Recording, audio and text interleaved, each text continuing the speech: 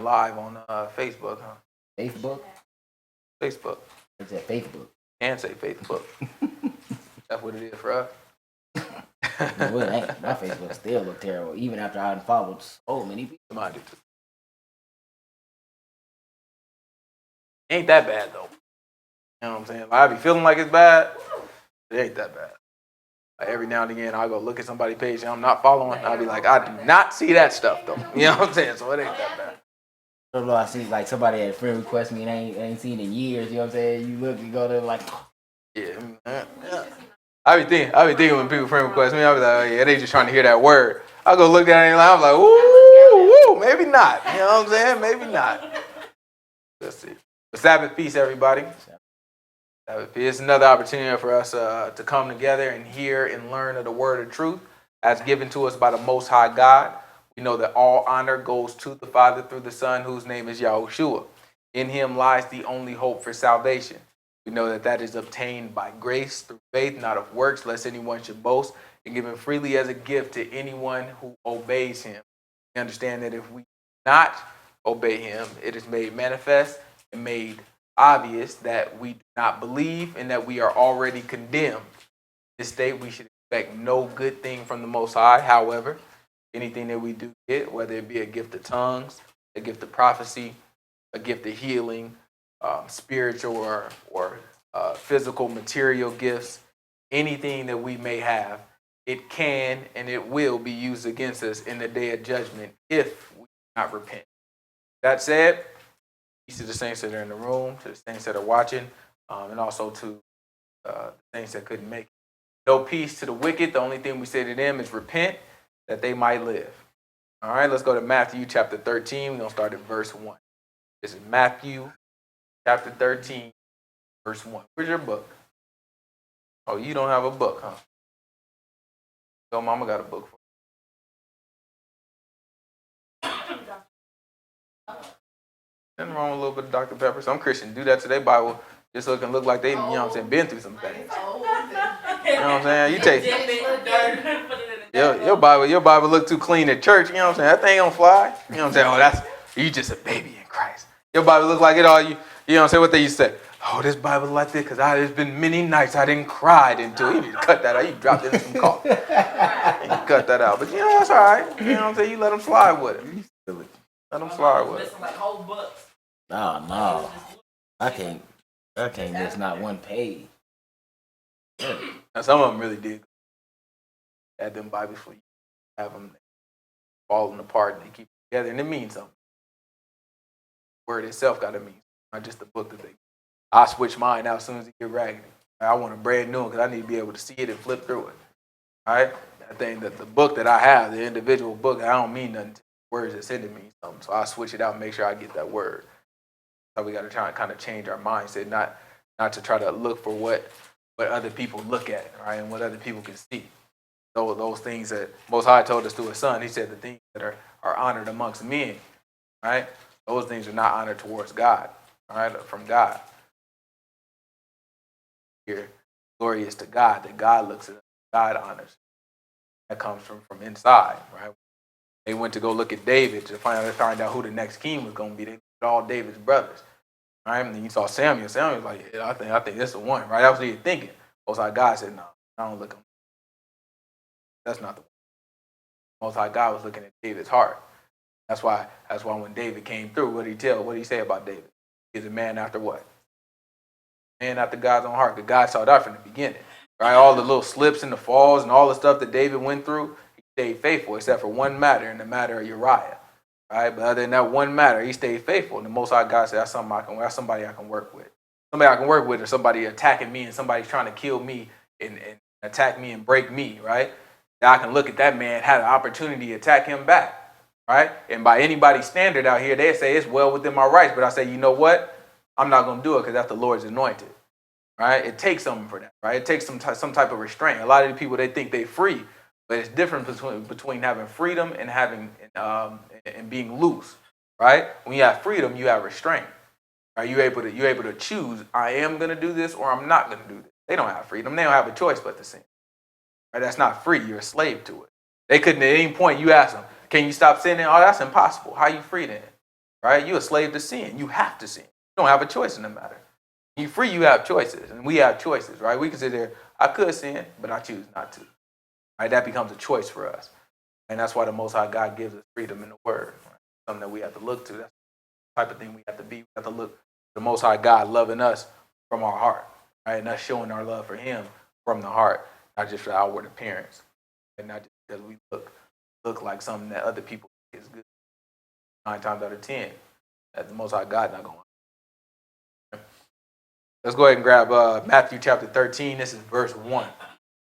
Same day when Yahushua out of the house sat by the seaside, great multitudes were gathered together unto him, so that he went into a ship and sat. All right, so he left the house, and then all of a sudden, all the multitudes, they start spotting him, right? So, word get by and everything. They find out where he at, and they followed. They gathered to him, right? So they followed him. A great multitude of people, they followed him. They found where he was. They followed him. And then what did they want to do? And then were gathered together unto him, so that went into a ship and sat, and the whole multitude stood on the shore. Mm-hmm. And he spake many things unto them in parables, saying, Behold. See, so he spake many things unto them in parables. And he said, Behold, right? He said, look, pay attention. All right, go ahead. Sower went forth to sow. Mm-hmm. When he sowed, some seeds fell by the wayside, Mm-hmm. and the fowls came and devoured Mm-hmm. them up. Some fell upon stony places, where they had not much earth. Forthwith they sprung up, because they had no dispenses, they had no deep. So that now you look at this, and like, I came to hear about God, you the Messiah, you the one. Come around here, you talking about darn birds. Are you talking about birds that's so deep around, right? Let's see. And when the sun was up, they were scorched, and because they had not root, they withered away. Some fell among thorns, and the thorns sprung up and choked them. But others fell into good ground and brought forth fruit. Some 100-fold. Some 100-fold. Some 60-fold. Some 60-fold. Some 30-fold. Some 30-fold. So you got 100-fold. Give me a marker. You got 100-fold. I'm saying we got 100-fold. You know what I'm saying? What's the next one? 60? 60-fold, and then we also have 30-fold. Okay. Keep going. Who has ears to hear, let him hear. All right. So then at the end, after you told this story about seeds, right? I'm talking about seeds and birds and thorns and good soil and 160 and 30-fold. Whoever has an ear to hear it, let him hear. All right. So what do you think the multitudes, they looking just like, that's true. You put a seed into a ground. I mean, just try right now. Try to drop a seed on the sidewalk. They ain't gonna grow. Bird gonna come down to eat it. You be speaking the truth, right? And the whole time you think you getting something, it's like, man, he teaching us how to farm right now. Woo, right? And that's not what he thinking. That's why he said at the end, he's trying to let you know, he who has an ear, let him hear. But that's what we can fall into. Something can be said to us right out of the book, or we read right out of the book, and we think we getting something. You can't tell us we not. And that's what happens in a lot of these churches, a lot of these congregations, a lot of the denominations. They think they got something. It's like, what you mean? You argue with you all night. What are you trying to say? Are you trying? They sit there and somebody asks you a question when they arguing. You know what I'm saying? They know they right about something. Oh, so you trying to tell me that's not what happens when the seed falls into the ground? I'm trying to tell you it's not about a seed falling into a ground. Oh, so you trying to say the Bible, you can't take the Bible literally. No, you got to take the Bible. Okay, then it's a seed falling into the ground. It's just like, man, I can't talk to you people. Right? I can't say nothing to you because that's how it comes out. Right? If you have an idea or something being taught to you and you never get the understanding, that's how it comes out. So we're going to try to figure out where the understanding comes from. Let's see. He who has an ear, let him hear. And the disciples came and said unto him, and who came? The disciples. So at first, okay, who was following Yahushua and heard that parable? The multitude. Multitudes, right? Then after that, who came? The disciples. So the disciples came. Let's see what the disciples were curious about. And they said unto him, Why speakest thou unto them in parables? He said, why do you speak to them in parables? Right? The disciples asked. Why are you speaking to them in parables? Let's see. He answered and said, what's a parable? Mystery. Right? It's a mystery. Right? So why are you speaking to them in a mysterious way? All right? And then he answered them and said unto them what? Because it is given unto you to know the mysteries of the kingdom of heaven, but to them it is not given. Right? So I spoke to them in the mystery because it's given to you to understand the mystery. Given to who? Disciples, right? So it's given to disciples to know the mysteries of the kingdom of heaven. But who is it not given to? Multitude. Multitudes. Multitudes that follow Christ, right? That follow the Messiah. By definition, Christian, right? And we say that loosely by definition, right? Because we know that these people, they follow Christ, right? So by definition, today we would call that a Christian, right? And it just so happens to be, I don't know, maybe 2.3, 2.2 billion Christians out there. I mean, that's a great multitude, right? But they follow him, right? And they follow Christ, just like these people follow Christ. You think they're following Christ because they wanted to be hypocrites? And well, maybe, right? But you think they following Christ just pretending like, I'm not really following them. I just want to be out here. No, they're serious about what they're out there. They're really they were seeking them, right? And the book say what? Seeking what? Fine. But not everybody. Not everybody what? That one too? That one too. What else?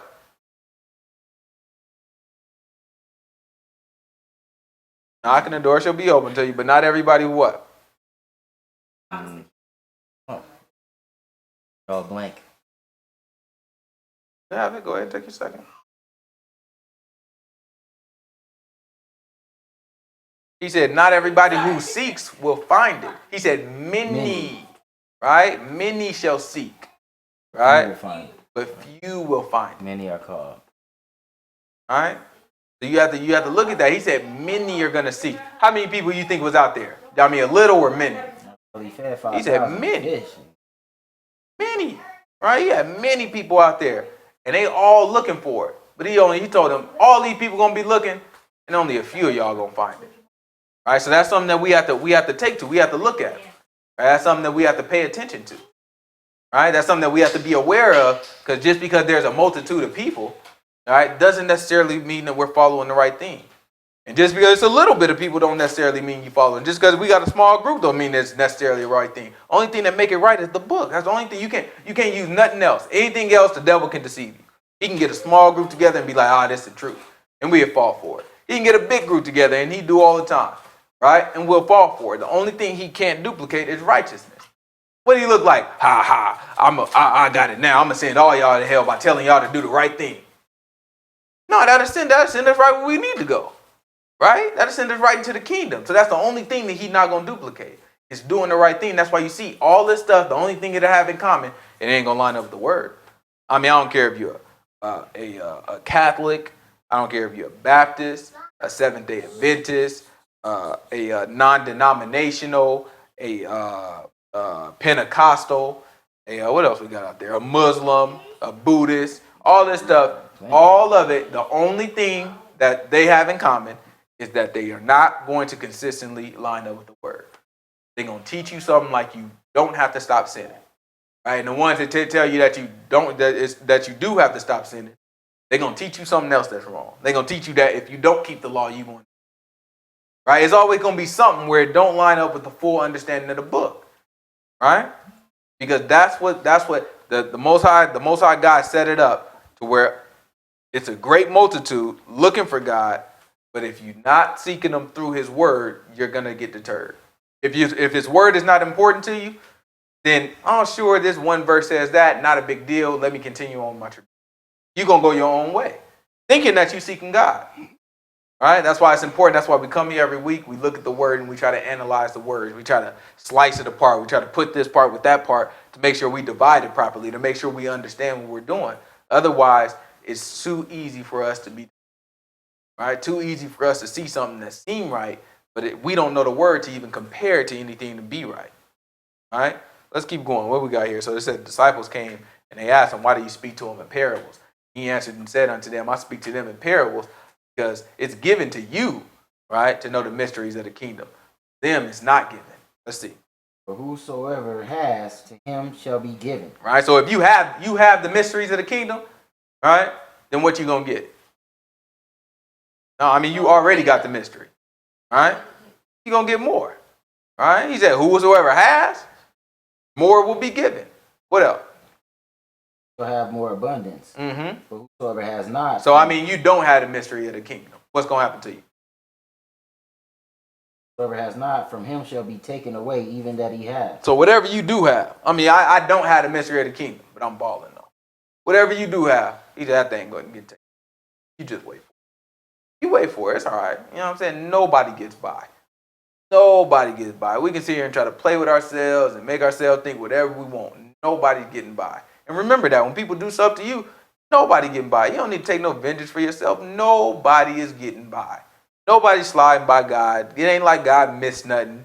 He notices it all. He gets it all, and it's all being counted for anybody who don't repent. All right? If a brother repents and a brother repent, we good. We should forgive them too. All right? If they don't repent, nobody gets by. You know what I'm saying? We don't have to stress none of this stuff. They're going to get it. Don't worry about it. All right, keep going. And them is fulfilled. Therefore speak out of them in parables, because they seeing see not, and hearing they hear not, neither do they understand. So they see, he acknowledged they do see something, they don't really see. Right? And they hear, they don't really hear nothing. Don't understand. Right? So that's why they were sitting there listening to, you got seeds, that's true. Yeah. Like that seed, try to put it on the sideway, man, a crow gonna come pick it up real quick. That's real, that's farming 101 right there. A lot of people don't know that. That's farming 101. Right? And so they know, they see, because they heard that, right? And they've seen it before, but they didn't understand what the man was saying. Right? And that's why it's important for us to try to get an understanding. Let's see how we do that. And in them is fulfilled the prophecy of Isaiah, which says, by hearing you shall hear and shall not understand, and seeing you shall see and shall not perceive. For this people's heart is waxed gross, their ears are dull of hearing, and their eyes they have closed, lest at any time they should see with their eyes, hear with their ears, understand with their heart, and should be converted. I should heal for them. He said, I'll mess around and heal. If they did hear and they did see, I'll mess around and heal. So what's God's solution? If God, we talking about God right now in the flesh. The man said, he quoted Isaiah saying, if you mess around and heard and you saw and you understood, I would heal you, right? And you would be converted. Is that a good thing or a bad thing? So what do you think? All loving God. God is love. Yeah. Okay. All loving God. What would you do? You are all loving God. You know that anybody who hears, sees, and understood is going to be converted. And that's a good thing to us. What would be our plan? We make sure everybody hear and see, right? So why is God speaking to them in parables so that they don't hear and see? Right? We have to understand that this is not set up the way we think. The way what we perceive God is all loving and all that, that is not our definition of all loving is different from God's, obviously, right? Because we looking at it, we know it's true he all loving, right? We know that's true. But we look at it and what we think all loving should do, what we would predict, an all loving God would then, if he knows this is a good thing for all people, he would make all people be that way. That's not God's setup. That's not his plan. That's never from the history. The only reason we would think something like that about God is because we don't know him, right? That's why it's important. If you look from the very beginning, never made nobody do it. Never. He'd make you go to hell, that's about it. And that's only going to come after you stop listening to him, right? He even started with Adam. He set Adam up. He gave him everything he needed. Did he not? Put him everything. What did he put in the garden? He said, every tree good for food.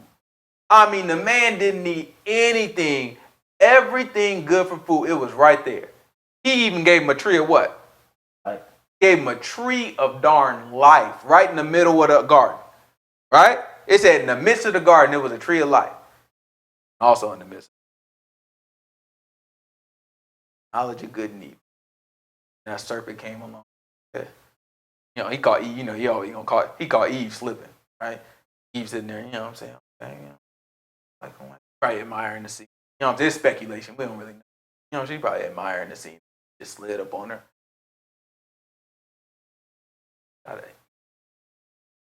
Pardon? None of them? Right? And did he say that? No, he said you can't eat. He said eat out of any of them except the tree of knowledge of Eve. So Eve, she knew her word, right? She came back to him. No, not so. He said, I can eat of every tree, but not the tree of knowledge of good and evil. All right? And serpent was like, oh, no, you won't surely die. Because she told him, he said, don't even touch it, or else I'll surely die. You won't surely die. See, God knows. Once you eat of it, I'm like him. Your eyes will be what? Yeah, you'll understand. You'll see. You'll hear, you'll understand, and be converted because you'll be like who? So he gave him the gospel right there. Right? That's what Satan did. Satan gave him the gospel. He said, you know what, you eat this, you become like God. And was he lying? No, because if we read down in chapter 3, if we read down, God said they've reached out and they've eaten of the fruit. And now they've become like us. Right? So we look at that and we see that Satan technically didn't lie. Right? That's what we're up against. We're up against someone who's able to take the truth, frame it, and make us walk into deception. Right? A lot of these people are thinking they playing the devil like, oh, don't let the, I mean, they badmouth the devil like they know. These people don't know what they talking about. They don't know what they up against. They don't know the type of deception that he is capable of. Right? All this stuff that we see. We got boyfriends, girlfriends, husbands, and jobs and all types of stuff that deceived us. We thought we was getting something. I just knew I was gonna get that promotion. Next thing you know, you fired. Right? And we look at that like, I can't believe how that happened. Oh yeah, you look. You know what I'm saying? You just look at all these things, just like, how did I not see this coming? Right? I mean, I just knew this was gonna happen. They told me this, and they led me to believe this, and I worked my heart out after they told me all this stuff, and then all of a sudden I'm out of here. They downside, they do this, they do that, right? And we look at these things and we never see it coming because it's the deception. It's the deception of the world. These are people that we can see, people that we interact with, people that we can study, and they get over on us. We got boyfriend, girlfriend, husband, wife that lie to us and do stuff behind our backs and all these things, and we never notice it. Get right by. Some of it we do notice it. We look like, you know what I'm saying, low key, I kind of know what's going on, but I don't want to believe it. And they come and tell us something, make us feel good, and then we keep going with it. Right? We got pastors, right, that sit here and lie to our faces. Tell us all these things, knowing it's not true. And they do some nice stuff. They take care of us, help us out, help our family out, right? And we put all that stuff and we just kind of ignore, I could never believe pastor would do anything. Right? All through our life, we have people that deceive us, that we can see, that we can study, that we can interact with. And then you have to ask yourself, where in the world do they get it? Get it from the devil. Anybody who sinned is a child of the devil. When we was lying and stealing, who we got it from? The devil. So what makes us think that if we can't see the lies coming from the news, that's coming from the people around us, our friends, our family, right? That's coming from our pastor, the person that we see and watch every Sunday, right? All these different things. If we can't see those lies coming, how in the world do you think we're going to see the devil's lies coming without this word? Right? That's why it's important to stick to the word. I mean, we can't go off of feelings. Yeah, but this feel right. You can't go off of feelings. That's what Eve did. It did feel right. And she looked at it. Man, go to chapter 3. Hold we got. We're going to come right back there. Go to Genesis chapter 3. Is that the door? Is that the door, TJ? Go ahead and grab that for me.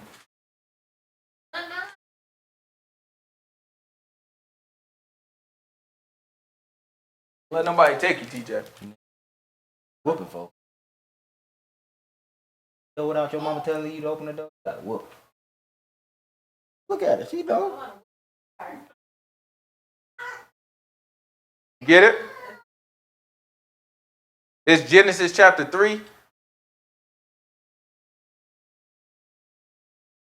Verse 1. Genesis chapter 3, give me about verse 6. Finally, get that rug off your head, boy. Oh, you look so good. You look good. Yeah. Grow up, Randy. More grown up than you. True. This is true. How you doing, Morgan? Morgan, Hey, man. you sleepy? That's right. You better wake up. Hear the word. Look sleepy to me. You just got out the pool, huh? This is Genesis chapter 3. Give me about verse 6. And when the woman saw that the tree was good for food, She saw the tree was what? good for food, So now the Most High God tell you, do not eat of this tree. How it's going to be good for anything? Right? Satan told her the truth and got her to do a lie. Do you understand? Like, do you see what we're up against? We're not up against some easily recognizable thing. That's why you see these pastors, they're able to use the Bible and make people sin. Right? That's why you see even you can look at atheists, right?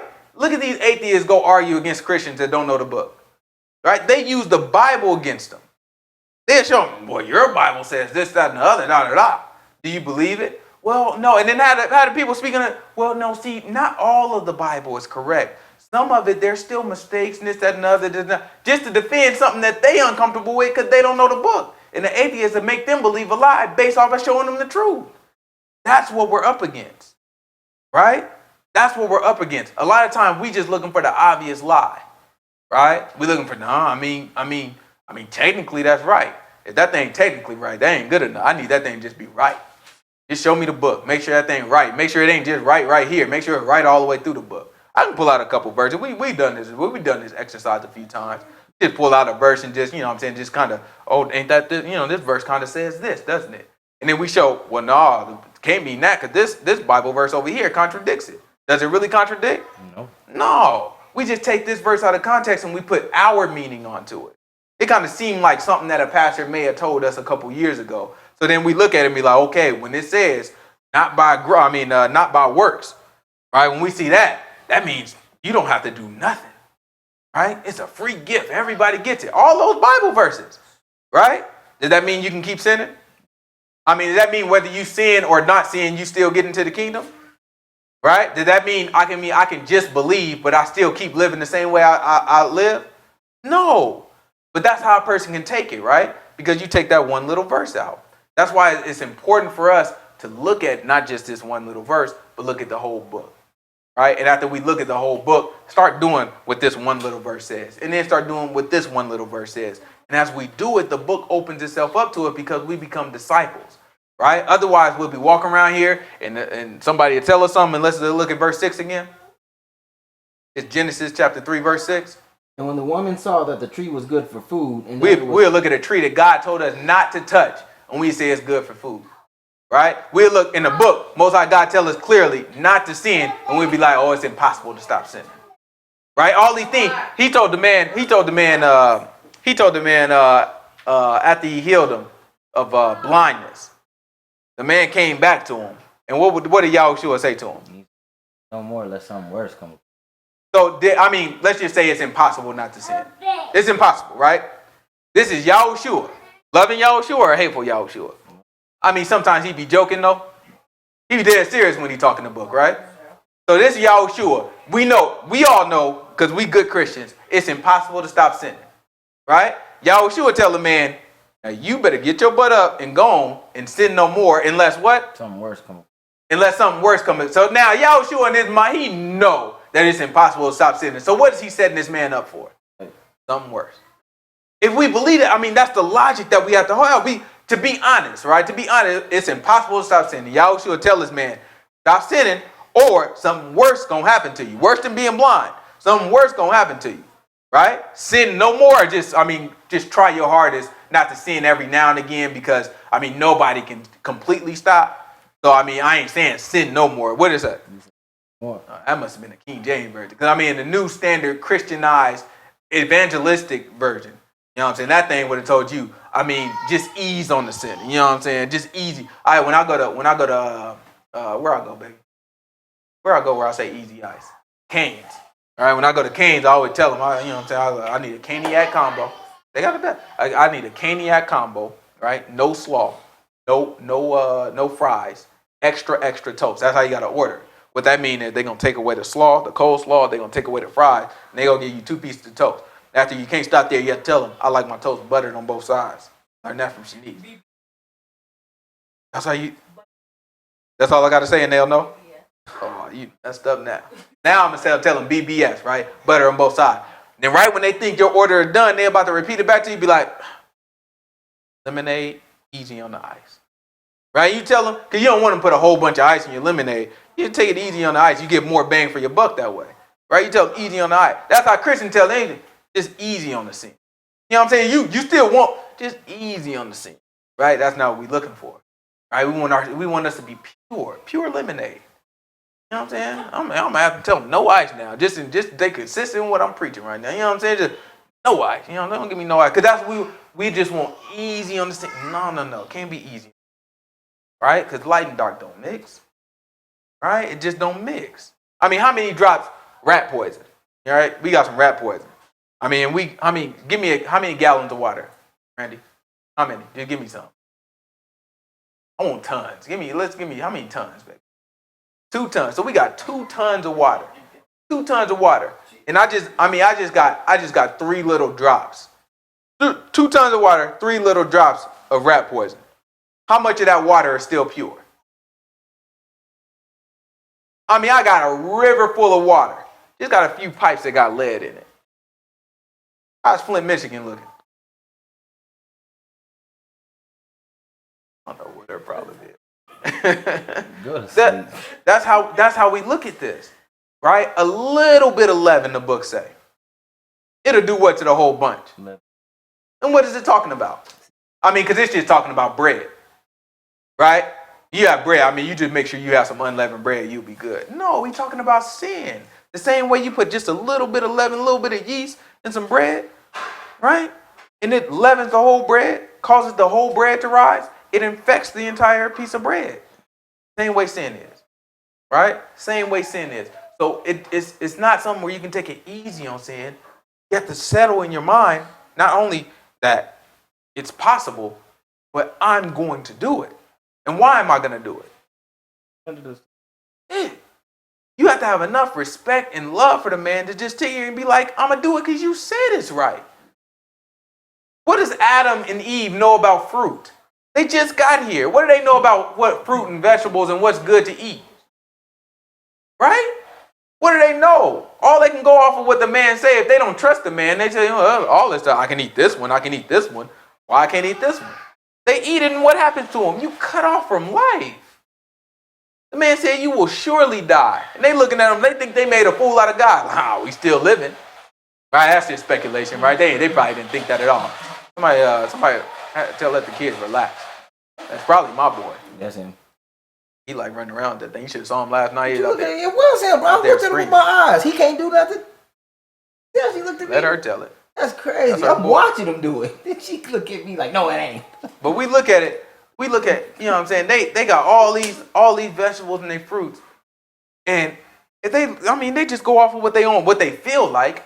Of course, the tree of knowledge of good and evil, you know what I'm saying? That thing look like it's good for food. You grab it and you eat it. Right? That's based off of feeling. Right? And it's a tree of knowledge of what? Good and evil. Good and evil? Yeah. So, I mean, it got a little bit of good in it. You can say the tree, I mean, it was easy on sin. Right? Because it's mixed with good and evil. But what did Yahushua tell us? Told us that too. What else? No. You didn't say that. What else?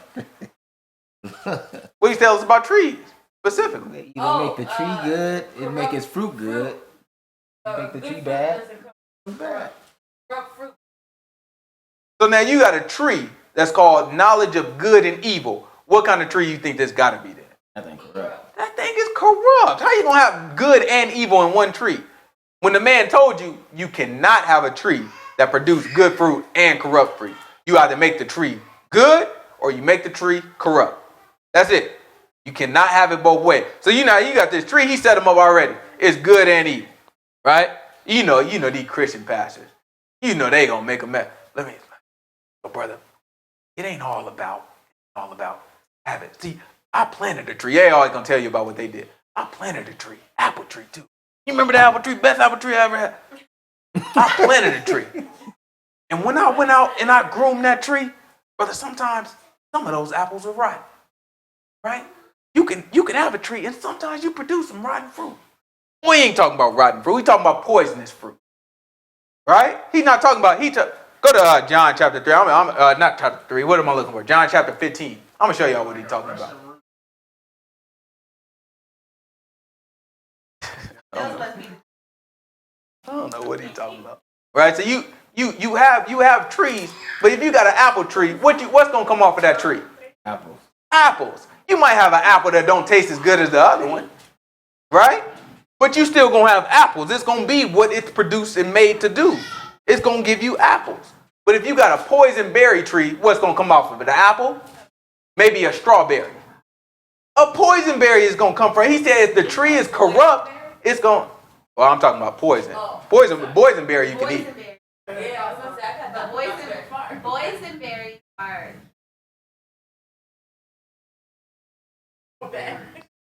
Sorry, bro. I can't deal with her. But we were. What we talking about? But if you got a tree that produces a poisonous darn fruit, right? When you try to eat it, it's poisonous, right? And you can't expect that tree to give you an apple. I mean, I'm just waiting on that tree. I mean, eventually it's gonna give me an apple, right? So they try to rationalize and say, well, you know, every apple that comes from an apple tree is good for eating.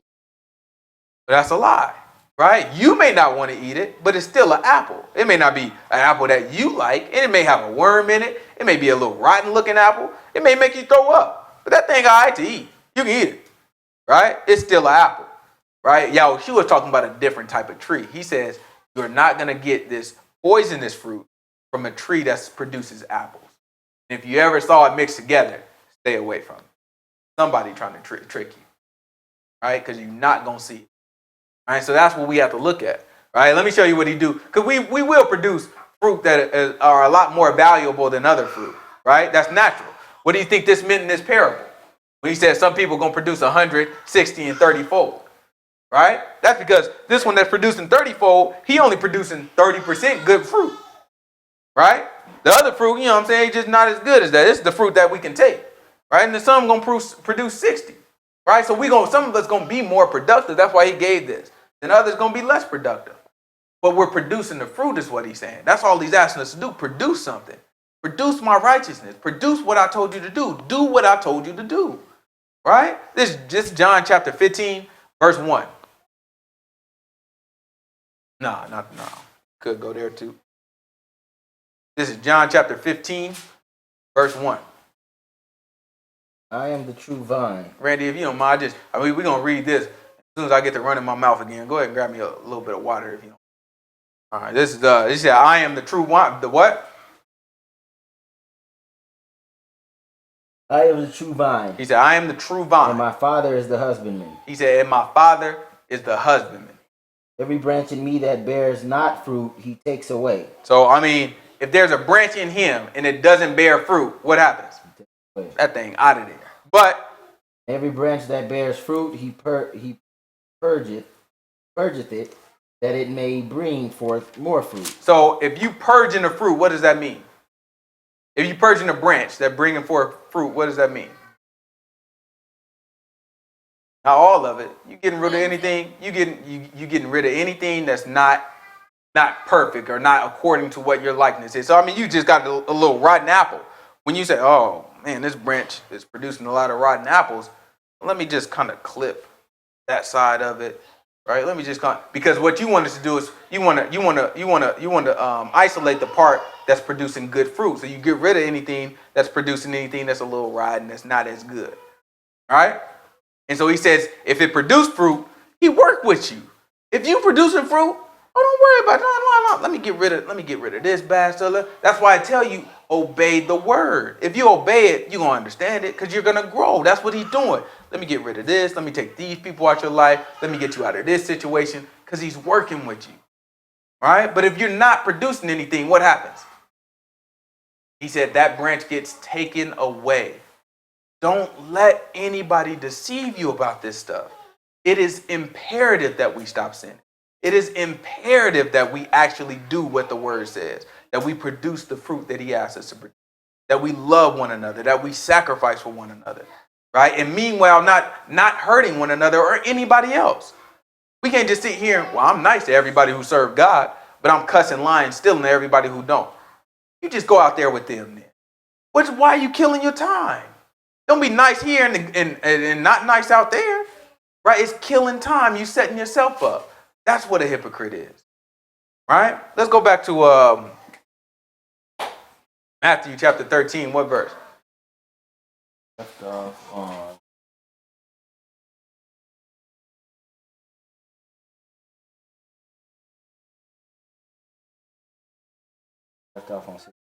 This is Matthew chapter 13, verse 16. Matthew chapter 13, verse 16. But blessed are your eyes, for they see. All right, so he's talking to who right now? Disciples. So he's talking to the disciples. And to the disciples, he said what? Blessed are your eyes, for they see, and your ears, for they hear. Verily, I say unto you, that many prophets and righteous men have desired to see those things which you see, and have not seen them, to hear those things which you hear, and have not heard them. Hear ye therefore the parable of the sower. All right.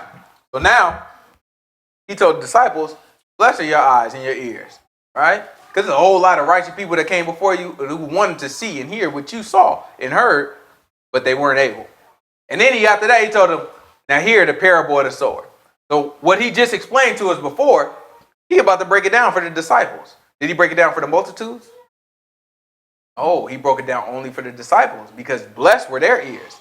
Right? For the multitudes, it wasn't given to them. So watch how he break it down. Now we're going to try to put some logic to you know what I'm saying, seeds being dropped on the sidewalk and crows picking up and whatever that means, right? Let's see. When anyone hears the word of the kingdom and understands it not, then So now we know we talking about somebody who heard the word. Are we talking about somebody who didn't hear the word? Somebody who heard the word first and they didn't like it. Word said they didn't understand. Whose fault is it if you don't understand it? You go to school, right? You go to school and a teacher is trying to teach you a simple math equation. But nobody in the classroom gets it. Nobody. What you gonna go home and tell your mama? And what the book say you don't understand it, what's happening? Keep going. And understand it not, then comes the wicked one and catches away that which was sown in his heart. It's our responsibility out here. Right? That's how the real world works. In school, we got our moms, they can go talk to a principal, they can switch us out of class. Once you get out of school, the world ain't like that. That's not how it works. You on a job, it don't matter. You on a job and they trying to train you on how to do the job function that they want you to do. And they terrible at training you on how to do it. If you can't do it, if you the only one who can't do it, right? What they gonna do? They gonna get you out of there because it doesn't matter who. We just need the job done. Period. That's it. If this is work for everybody here, and all of a sudden you come in here and all these issues, I just can't learn. I like to have pictures, right? This is not good training. I come from a job where they train you good. This training is bad. This is how we get by around here, right? Maybe the job can't afford it. Maybe they don't want to spend their money on better training.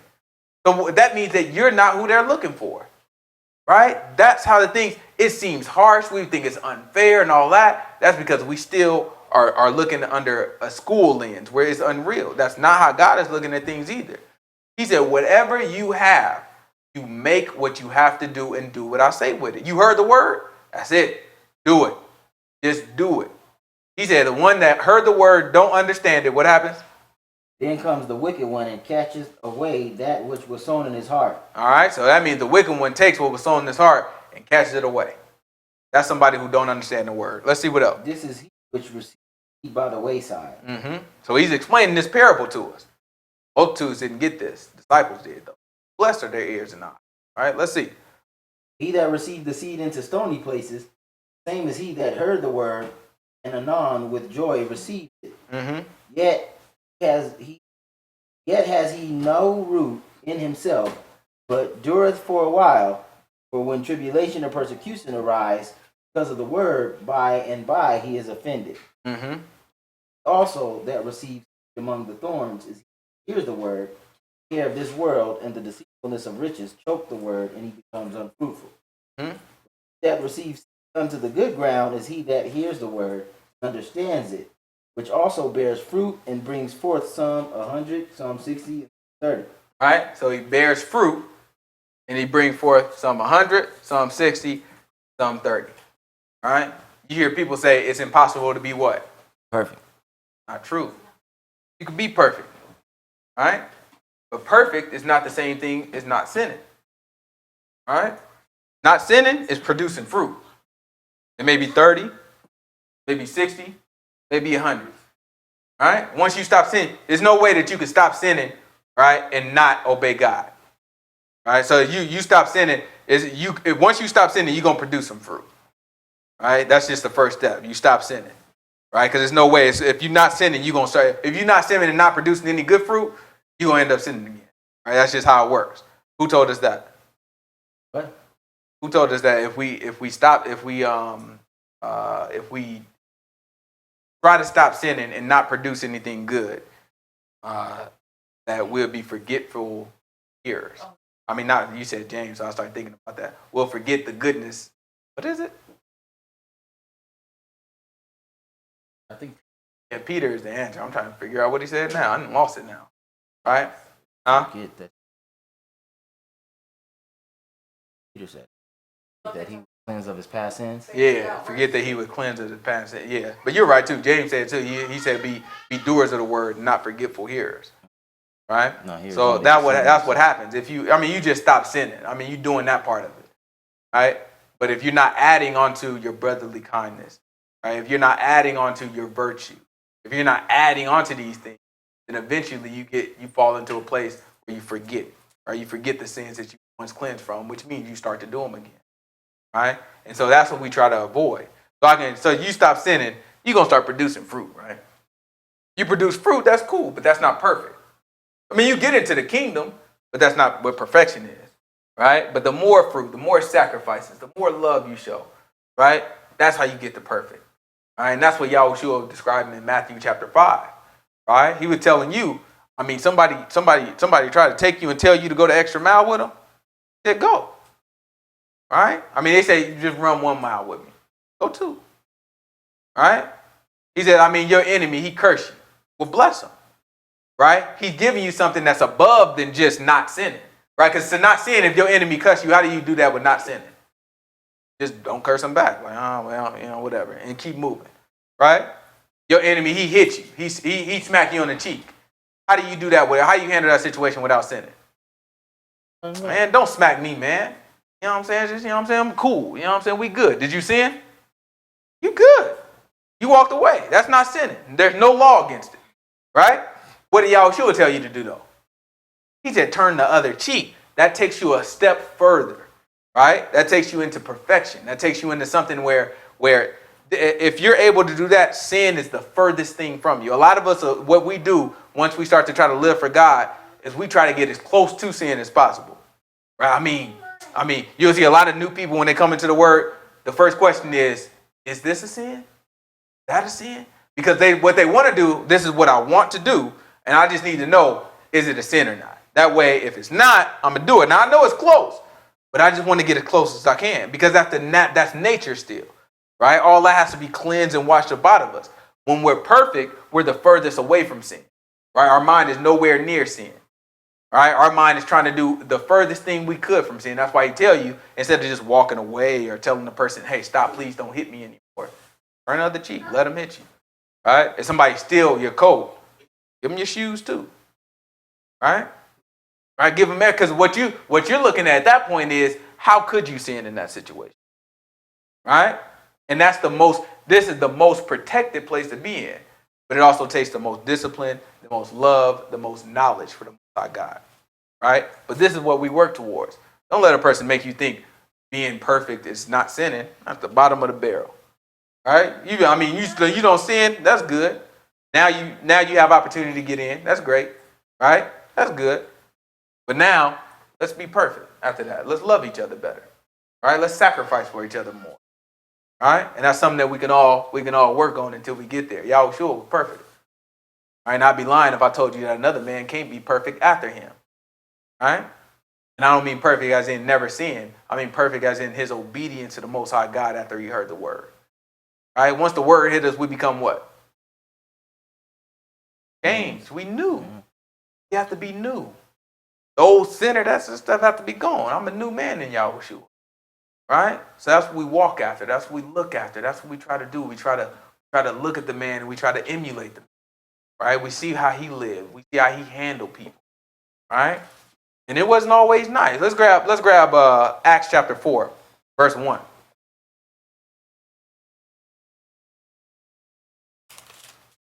Disgusting. Staying clean though. That ain't shrimp. I was watching a video on Facebook. Yeah, the dude, I guess he is scared of lobsters. They tied, it was a bunch of Hebrew dudes who tied him up, put him in this big old tub. I'm looking like, why they got this man tied up? Then they start dropping lobsters all over him. And the dude just screaming like, ah! I'm like, oh, that's out of line. I'd probably freak out too.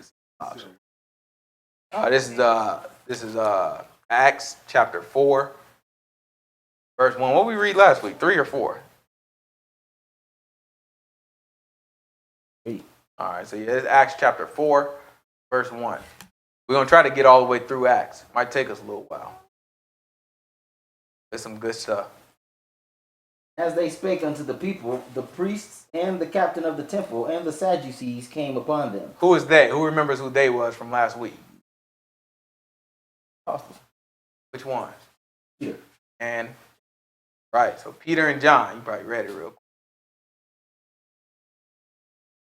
You're right. So this is Peter and John, right? Keep going. Being grieved that they taught the people and preached through Jesus the resurrection from the dead. So they were grieved that they taught the Sadducees, right? Who they say came up? Sadducees, captains of the temple and the Sadducees. All right. And the priests. All right, so the Sadducees and the captains of the temple and the priests, they were grieved because these people was preaching about Yahushua. Let's see, keep going. They laid hands on them and put them in hold unto the next day, for it was now eventide. Right, so they kind of kept them and kind of put them in prison, not real prison, but they just kind of put them in hold where they couldn't, you know what I'm saying, they couldn't, be free. Let's see.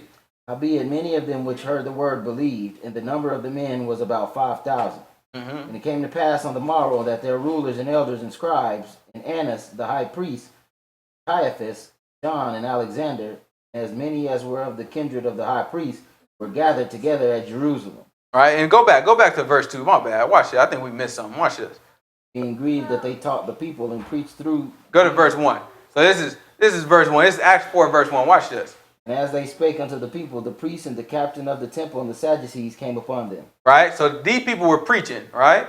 Preaching unto the people. Then you had the priests, the Sadducees, and the captain of the temple. They came up to them, and they were grieved about it. Watch what they say next. Watch the reason they give us. Howbeit many of them which heard the word believed. It's verse 2? Oh, wait, 2. Being grieved that they taught the people and preached through Jesus the resurrection from the dead. So they were grieved because they taught the people and they preached Yahushua, the resurrection of the dead. They taught through Yahushua, the resurrection of the dead. Why would that make them mad? Right? They don't believe in it. They were looking like, you teaching that people gonna resurrect?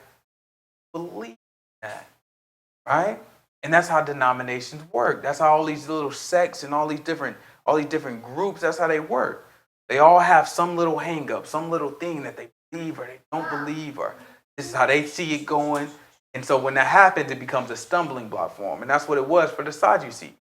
Right? Matthew chapter 22. Let's find out how we find out that the Sadducees don't believe in the resurrection. It's Matthew chapter 22, verse 15. I probably went a little lower, probably like verse something else. Probably verse, I don't know. Yeah, it's 15 is probably a little too high, but that's all right. This is Matthew chapter 22, verse 15. I'm not sure if the Pharisees come first or the Sadducees.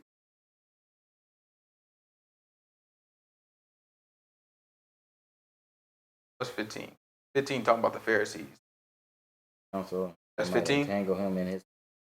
Okay. We can read it. It's all right. It's visual. We just read about the Pharisees. It means the Pharisees came first and then the Sadducees must come later. They was talking about Caesar and coin. That's inscription. Fine. Yeah, we can read it. It's all good.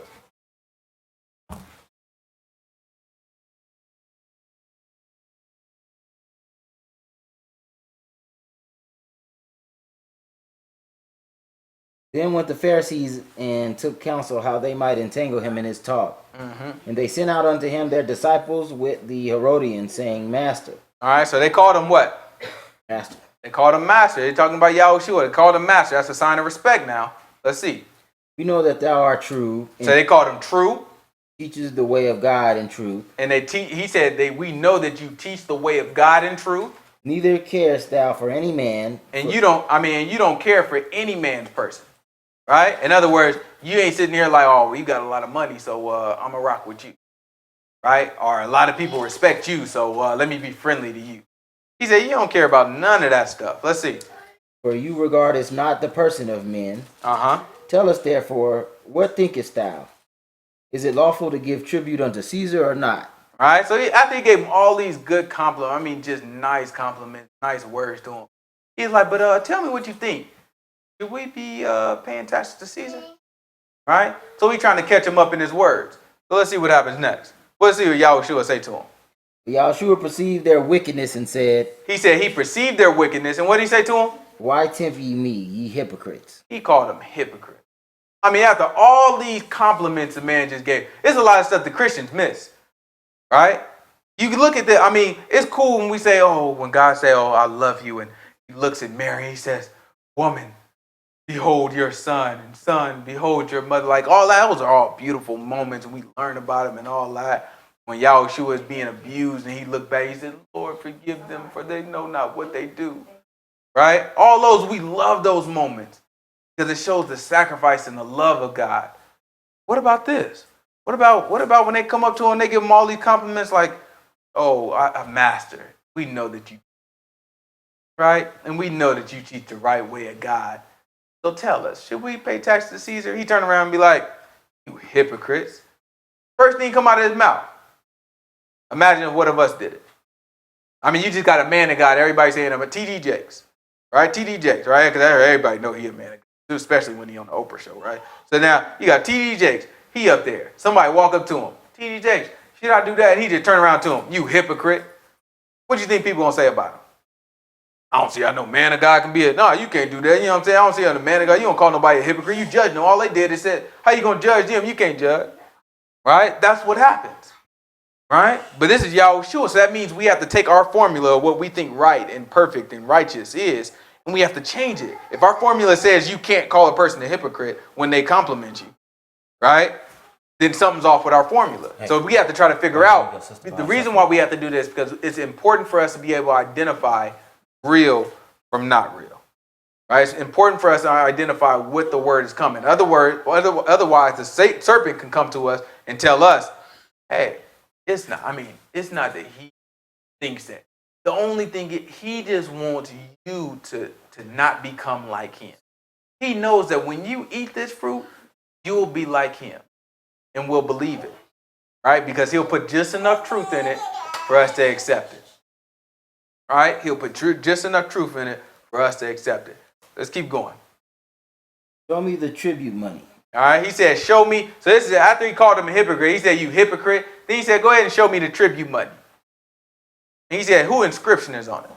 They brought unto him a penny. Uh-huh. And he said unto them, whose is this image in subscription? Uh-huh. They said unto him, Caesar's. Uh-huh. Then said he unto them, render therefore unto Caesar the things which are Caesar's, and unto God the things that are God's. AKA, pay your darn taxes. All right? Make a mess out of ourselves. All right? Just pay the taxes. You sitting here trying to wiggle out of paying this man taxes. He said it's Caesar's. You live in this country, don't you? He run this stuff. We in Israel, right? Okay. But he run this, don't he? Right? He conquered this place, didn't he? Pay your taxes. All right? Just pay him. Why you sitting there trying to weasel out of taxes? So how you think the people felt about that one?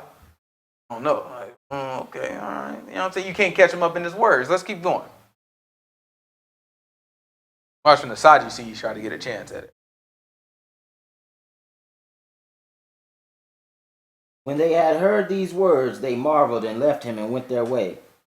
Same day came to him the Sadducees, which say that there is no resurrection, and asked him, saying, Master, Moses said, if a man die having no children, his brother shall marry his wife and raise up seed unto his brother. Where they getting that from? Law. That's law. Right? That's what our law taught. Our law taught, if I'm married, right? If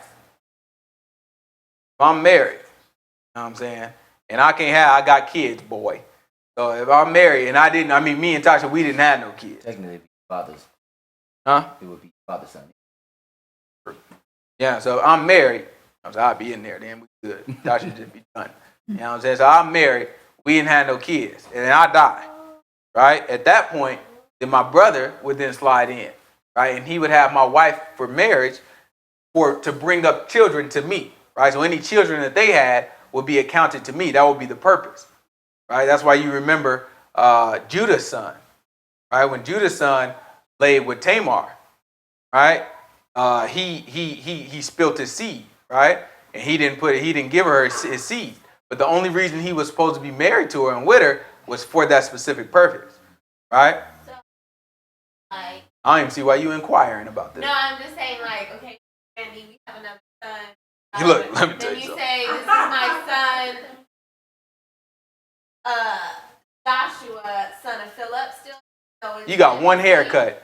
Now you got, you know what I'm saying? Let me tell you something. No, I'm just asking. You know how they introduced them, the name, and then son of Philip? It Yeah. would still be. But son it of would have to Philip, be not his son of father's Daddy. son. It would have to be. Yeah, Yeah. that's how it Oh, would say work. it. It'll be the nearest to kin. All right? So that's what we look at.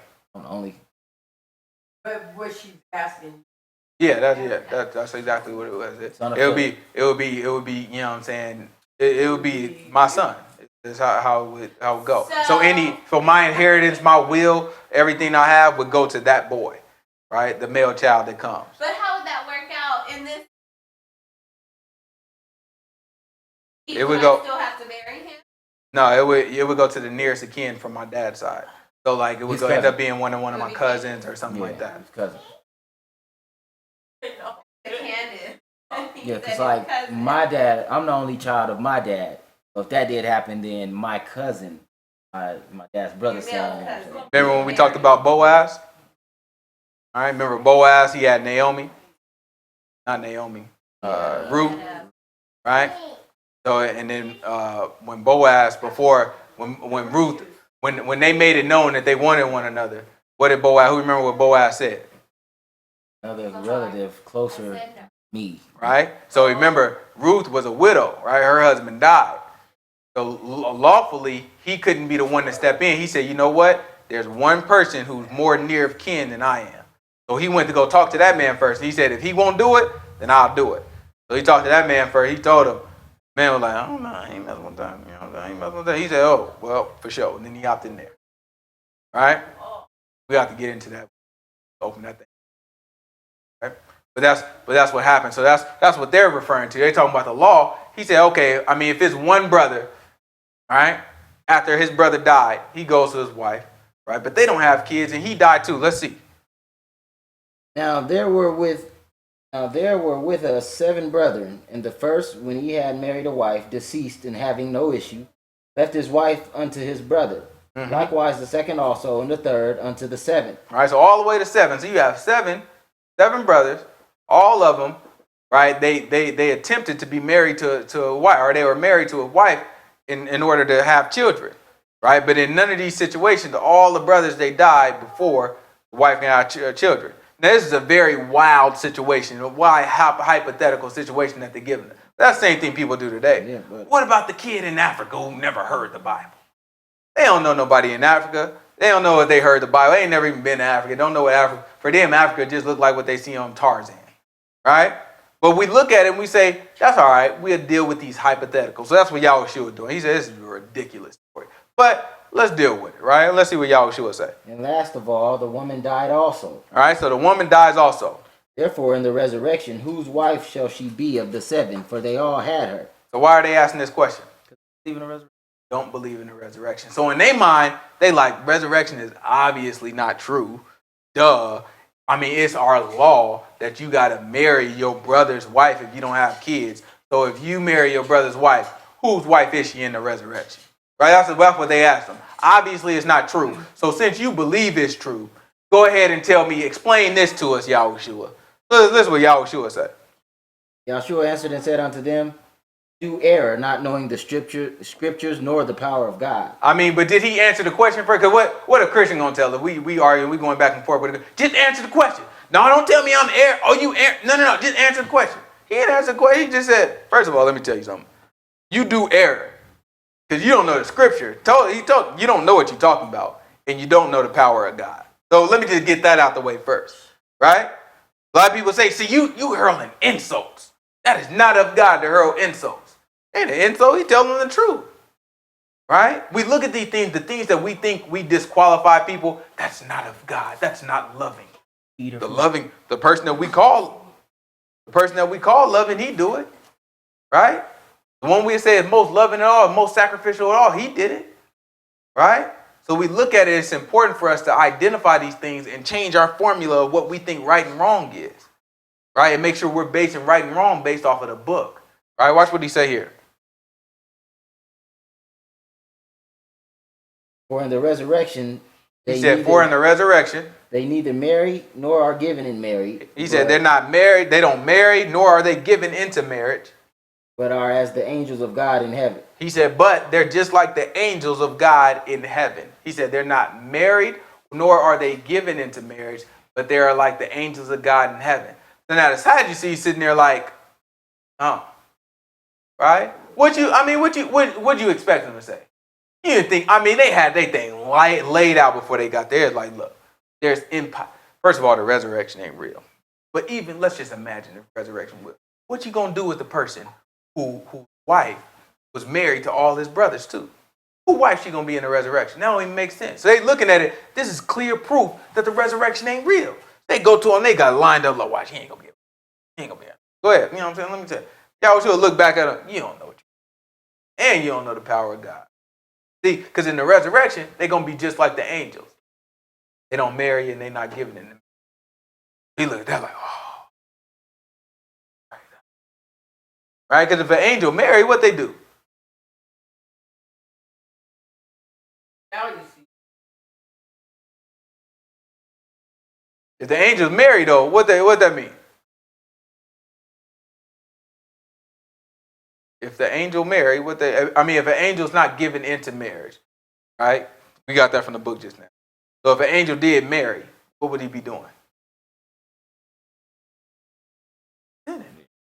He'd be doing something that God didn't give him. Right? Like with Noah. Right? That's what Peter told us. It's 2 Peter. Before we get that, get Luke chapter 24.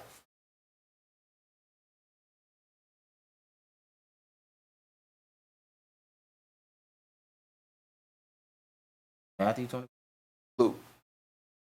Luke chapter 24 first.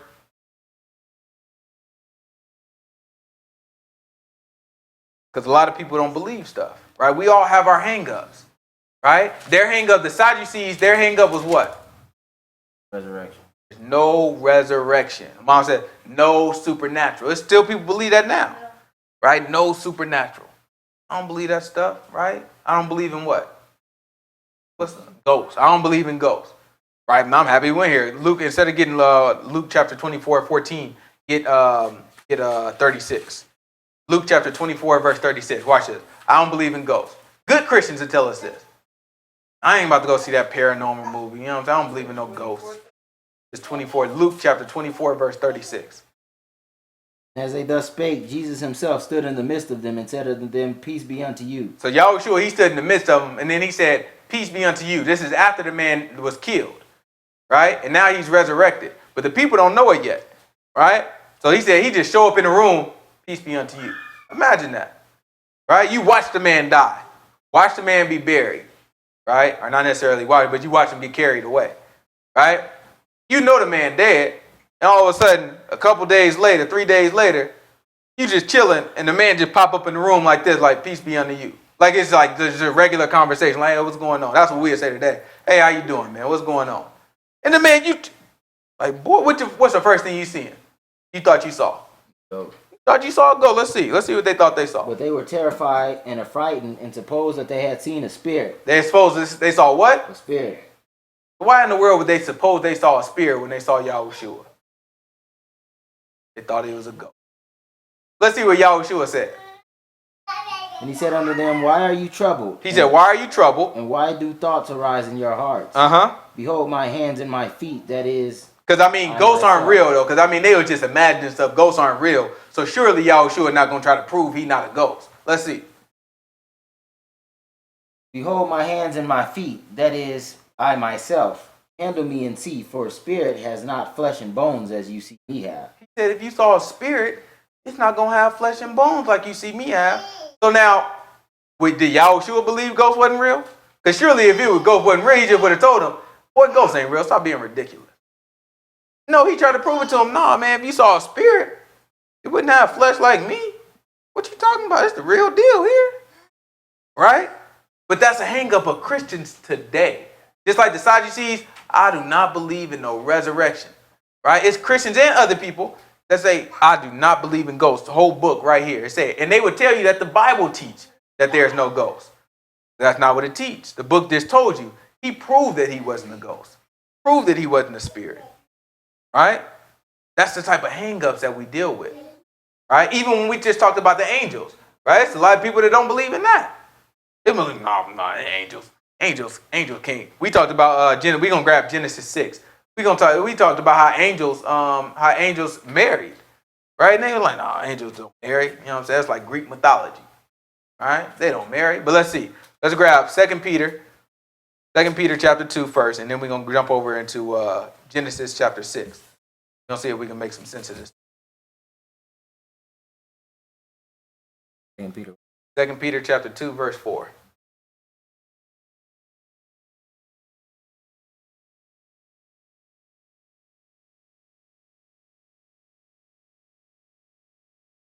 Second Peter chapter 2, verse 4, then we're going to grab Genesis chapter 6.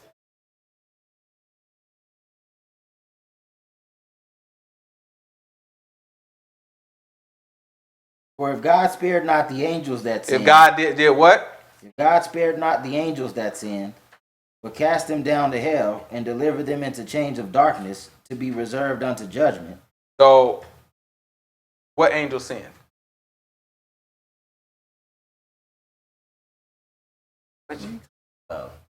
This is Genesis chapter 6, verse 1. The whole third. Yeah, they had Gabriel playing. They had a chick playing Gabriel. That's how you know it ain't true. I seen it a long time ago. Yeah, the whole third. Host of heaven. Died. When that happened? They chose Lucifer. And they were. That's what Peter talking about? If it happened in Revelation? No, I'm not. I'm talking about. But those very also are they are reserved. They've already chained or bound. They have access now, but they will be in rightful because hell was never made. We can dig into that, but that's not actually accurate. That's not actually 100% accurate. So if we read, and we'll jump, so we're about to look at we'll dig into it because it's related. So we'll look at Genesis chapter 6 verse 1, then we'll jump over into Revelation 12. We'll try to see if we can see a difference between what we're talking about here. Go ahead. Genesis chapter 6 verse 1. I like where your head's at.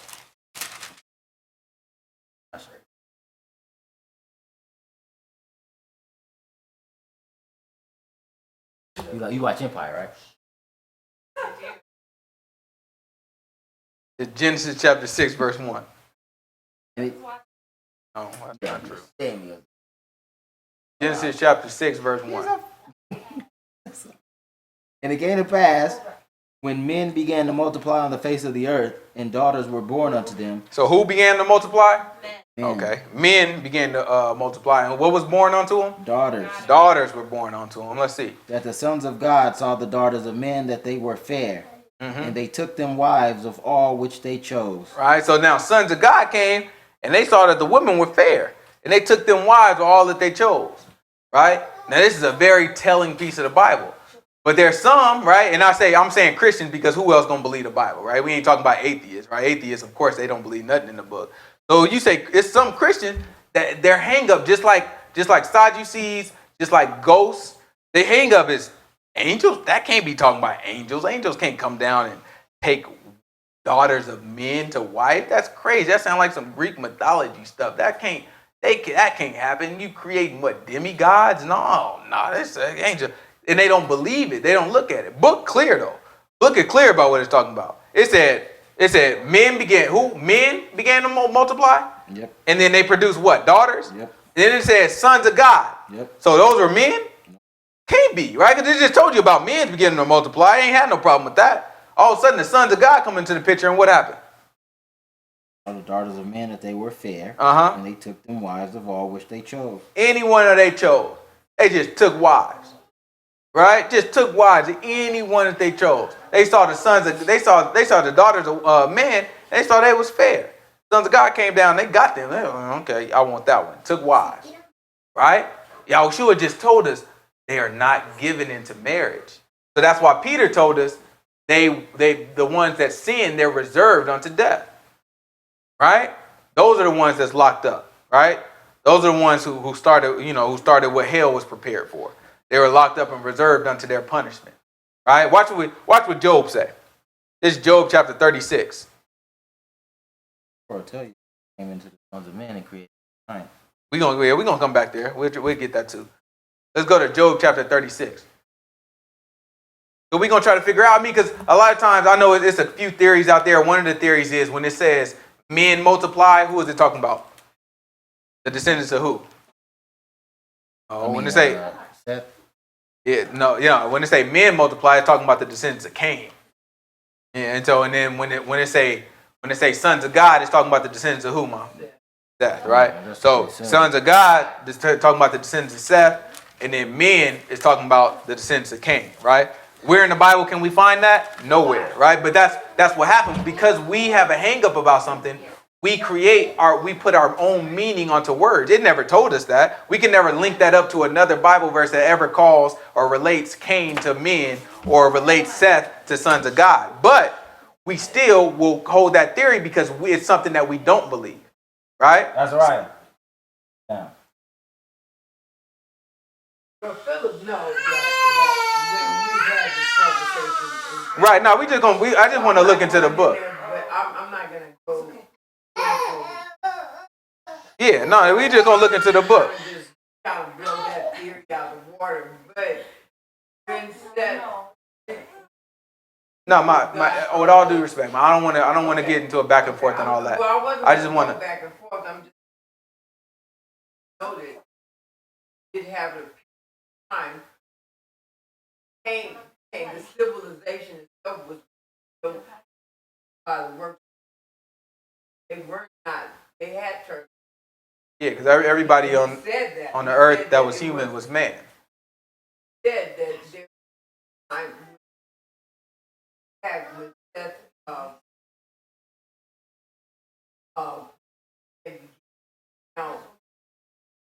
go back to God. Now you're talking about Genesis chapter 4 when it says Enos, his son. It said Enos. That's when people began first to call the name of Yahuwah. It says Lord, capital, but that's saying Yahuwah. Exactly. So it's saying that's when people began to first call his name as Yahuwah. That's what that's saying. It's not saying that's when people start to worship him. But either way, I don't want to go back and forth. We just gonna let what I want to display is instead of us, because it's easy, and this is just an easy example, but it's easy for us to put our own meaning on the word because of a hang-up. Just like Sadducees don't believe on the resurrection, so their own meaning was placed onto the law when it's talking about the law of remarriage and taking on your brother's wife, right? And the same thing with ghosts. People will reinterpret the word because they don't believe in ghosts. So when they see something that might be talking about ghosts, they ignore it and they say, no, this means something different. And in the same way here, because we don't believe that angels would dare come down and sleep with women, right? And marry women, that's crazy to us.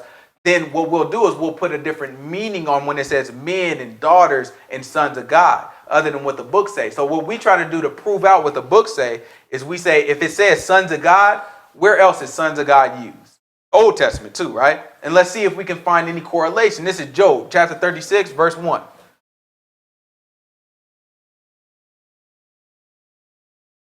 First of all, we're going to prove that sons of God are angels, right? And then we'll just let the story tell itself, right? Once we get that, everything will become clear. So this is Job chapter 36. Elihu also proceeded and said, "Suffer me a little, and I will show you that I have yet to speak on God's behalf." Mm-hmm. I will fetch my knowledge from afar. That's 36? Yeah. Give me 38. Yeah, this is Job chapter 38. I apologize.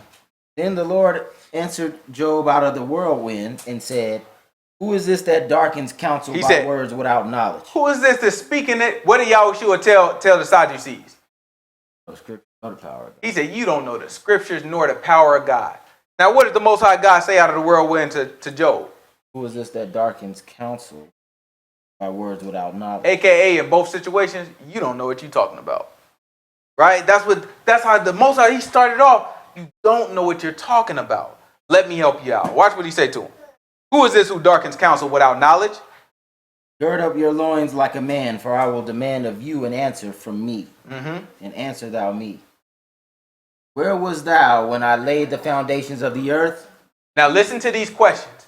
He asked Job first, where were you when I laid the foundations of the earth? Okay. Declare if you have understanding. He said, if you know, if you get it, just tell me. Right? Let's see. Who has laid the measures thereof, if you know? He said, who measured out the foundation of the earth? Who started this thing? Where were you? You was watching me? Let's see. Or who has stretched the line upon it? All right? Who stretched the line, right? The measuring line. Right? Who was able to do that for the earth? Were you there? He asked him. Let's see. Whereupon are the foundations thereof fastened? Right? He said, what is the earth connected to make it stay?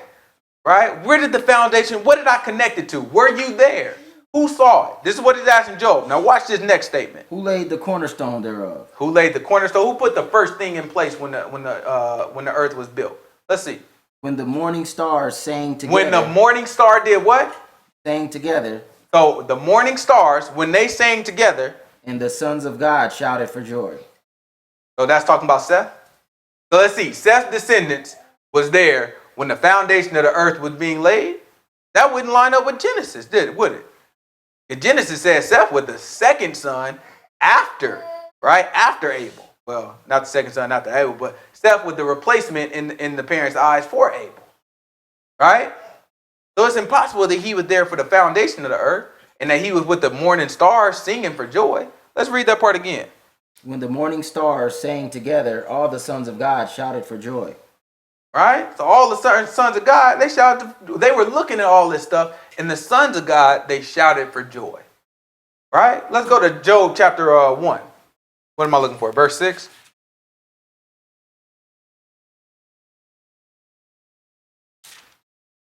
Now we talked about already, we said we were going to get Revelation 12, because in Revelations, who got kicked out? Who got kicked out of heaven? Satan. Satan. And who got kicked out with him? Angel. His angels got kicked out with him, huh? So let's see. I wonder why angels got kicked out with Satan. Let's see. This is Job chapter 1, I think verse 6 is what I want.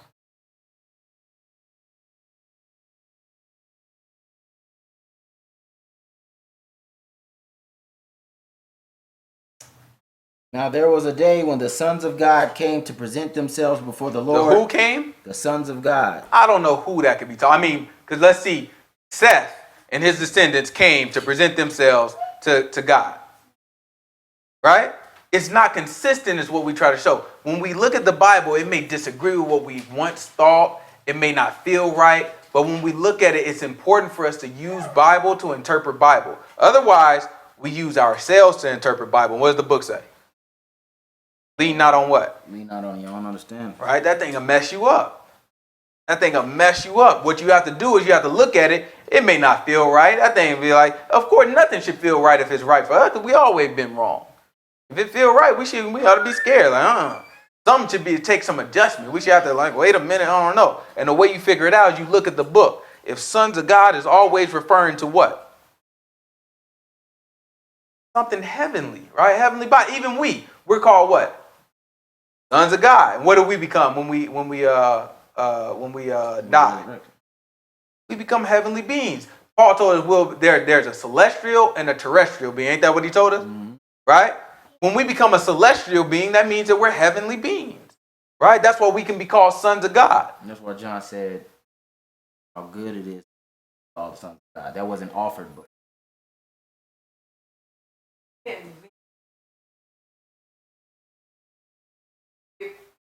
be called son of God. You're call that walk. By faith. That's right. And how you perceive God and how you find Him. That's right. Be, Absolutely. Right? Absolutely. And you had a line. Okay.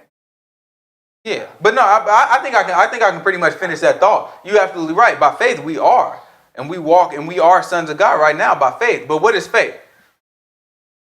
The substance of things hoped for and the evidence of things not. So now, if I, what is hope? Hopes for what? Who tells us that? Oh, Romans chapter 8, right? Romans chapter 8, he tells us who hopes for what they already have, what they can already see is what he says, right? So if you have it, right, if you can already see it, is it hope? no. I mean, I just hope I got some water in my hand right now. I'm looking at it. Man, I just hope I got some water. Does that make sense? No, I have water in my hand. There's no way I can hope that I have water in my hand because I actually do have water in my hand. But if I say this, I hope I can get some water in my hand. Now I've received what I hope for, right? So now as long as I don't have the water in my hand, right, I can hope that I have it in my hand. Once I get it, the hope is complete. Hope is done. You've now received the gift. And that's what we wait for. When Yahushua returns, our hope says we are what? Saved. We're sons of God. Mm-hmm. When he returns, what happens to us? Like him. We're transformed. We become sons of God. At that point, the hope is complete. Right? So in every scenario that we see sons of God, each time is talking about a celestial being, a heavenly being. Right? A lot of times we think of angels. What do we think of? What was the bush called that spoke to Moses? Right. Burning bush. What else? Who? What else? What else? The bush, the burning bush that spoke to Moses. The angel of the Lord. It was called an angel. Right? The reason why it was called an angel, because the word angel means messenger. Right? The bush talked, it spoke. So it was a messenger of God. Right? So when we think of angel and we see angel in the book, you don't see the reason why we call sons of God, because these beings didn't come with a message for us. Right? The book only calls them angels when it has a message, when it brought a message to the people. That's why you see in the New Testament it said the angel said unto Peter, right? And the angel said unto Cornelius, because it had a message. Right? Angels, go ahead.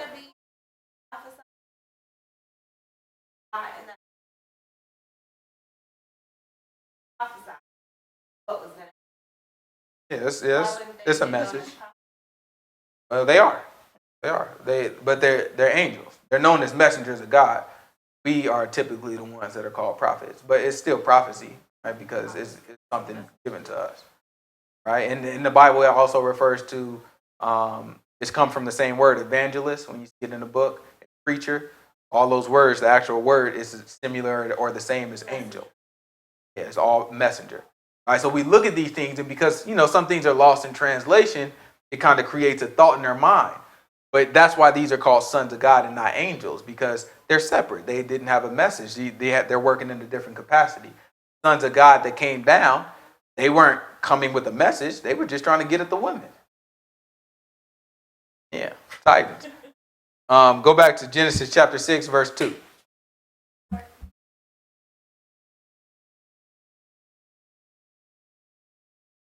It's Genesis chapter 6, verse 2.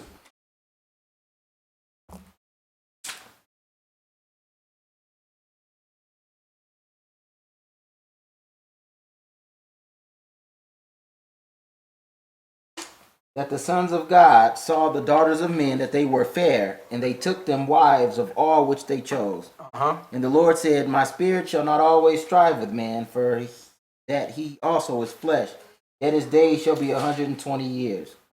There were giants in the earth in those days, and also after that. There was what? Giants in the earth in those days. So where does that come? What is God talking about? And also after that, when the sons because Seth just took wives with Cain, right? So Seth's children made wives with Cain. Where giants come from in that scenario? Human being with human being, where giants come from, right? But the book is trying to tell you something. He said, no, the sons of God came down and they had their way with women, right? And they took wives. Then they come back out of nowhere and tell you, and it was giants in those days. Before and after? And also after that, So before the flood and after the flood, it said it's giants in those days. And what are we relating this to? Keep going. when the sons of God came in unto the daughters of men, and they bare children to them, the same became mighty men which were of old, men of renown. So now, all of a sudden, sons of God come down. They take wives for these women. Because it's not natural. That's why the Most High God looked at this. He said, man, I'm not going to sit here and rest with y'all. I'm not about to sit here and wrestle with y'all all this time. He said, man, y'all got 120 years. Start counting. 120 years. I'm about to get rid of this whole earth. Because now stuff is unnatural. That's why he is upset with the angel. That's why he said you're not giving in the marriage. Right? That's why the book of Jude. Go to Jude, all the way in the back of the book. Hold, we got Genesis. We don't come back. We might come back. Go to the book of Jude. This is Jude verse 6. All the way in the back of the book. Watch what he said. I heard somebody do something. That thing might be legit. I think she fell. And the angels which kept not their first estate. The angels that did what? They kept not their first estate. So notice, Peter, he said the angels sinned, right? And then now we see here Jude, and Jude said the angels which kept not their first estate. So if you have an estate, which is like a place of dwelling, a house, and you didn't keep it, what does that mean you did? You left. You left foreclosed, I right? don't want to hear that. So You don't now- kick people out their house. So now you dealing with angels who left where they once were. So now if we look at the sons of God, what happened to them? The angels which kept not their first estate, but left their own habitation, hath reserved in everlasting chains under darkness unto the judgment of the great day. So if we look at sons of God in Genesis, what happened? What did they do? Down to the daughters of men. Left their first estate. They were up there, and so they came down to the daughters of men, right? So they left their first estate. Peter said they sinned. He said they left the first estate, and we see in both situations it lines up because Yahushua told us they are not given to have marriage. So they came down and they married men anyway, right? Then all of a sudden women marry women anyway, right? But now they produce giants because of that. Right? And it doesn't stop there, right? Because we miss this, we miss so much of what God is talking about. You ever heard somebody come up to you and be like, I could never serve a God. Look at this. The atheists will say, look at this. God, have you read the Old Testament? He's so cruel. He made them kill everybody, even the wives and the children. Right? Oh, wait.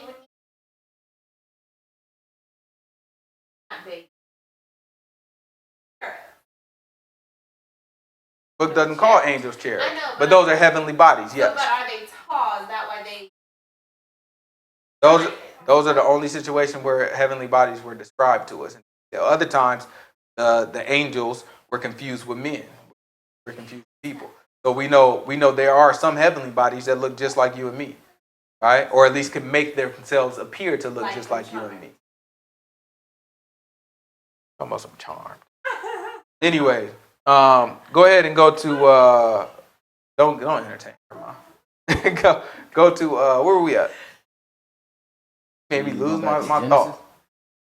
Right, but we see the sons of God, they came down, they left their first estate, right? And so when we look at this, we see how just because we don't believe that sons of God can be angels can come down and marry women, we end up missing so much of the book, right?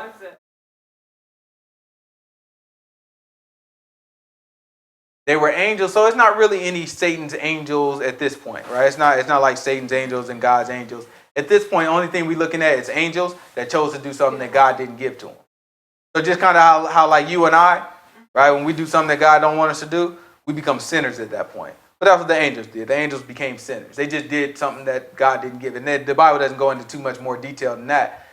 In other books it does, but the Bible doesn't, right? So we look at how the angels then removed themselves from their first estate, right, which was in heaven. They came down just like Genesis said, and had made wives with the daughters of men. This was an isolated incident from what Revelations was telling us about how Satan got kicked out of heaven. Yeah, Revelations is way later. Yeah.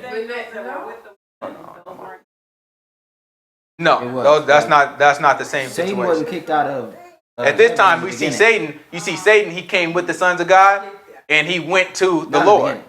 He approached him, right? So if he had kicked out of heaven, so if we gonna have to, we gonna have to grab Revelation 12 so we can see it. No, these are other angels that were in heaven that came down from heaven to earth to have women, to have the women. When you say to have, Well, they that were was still sin.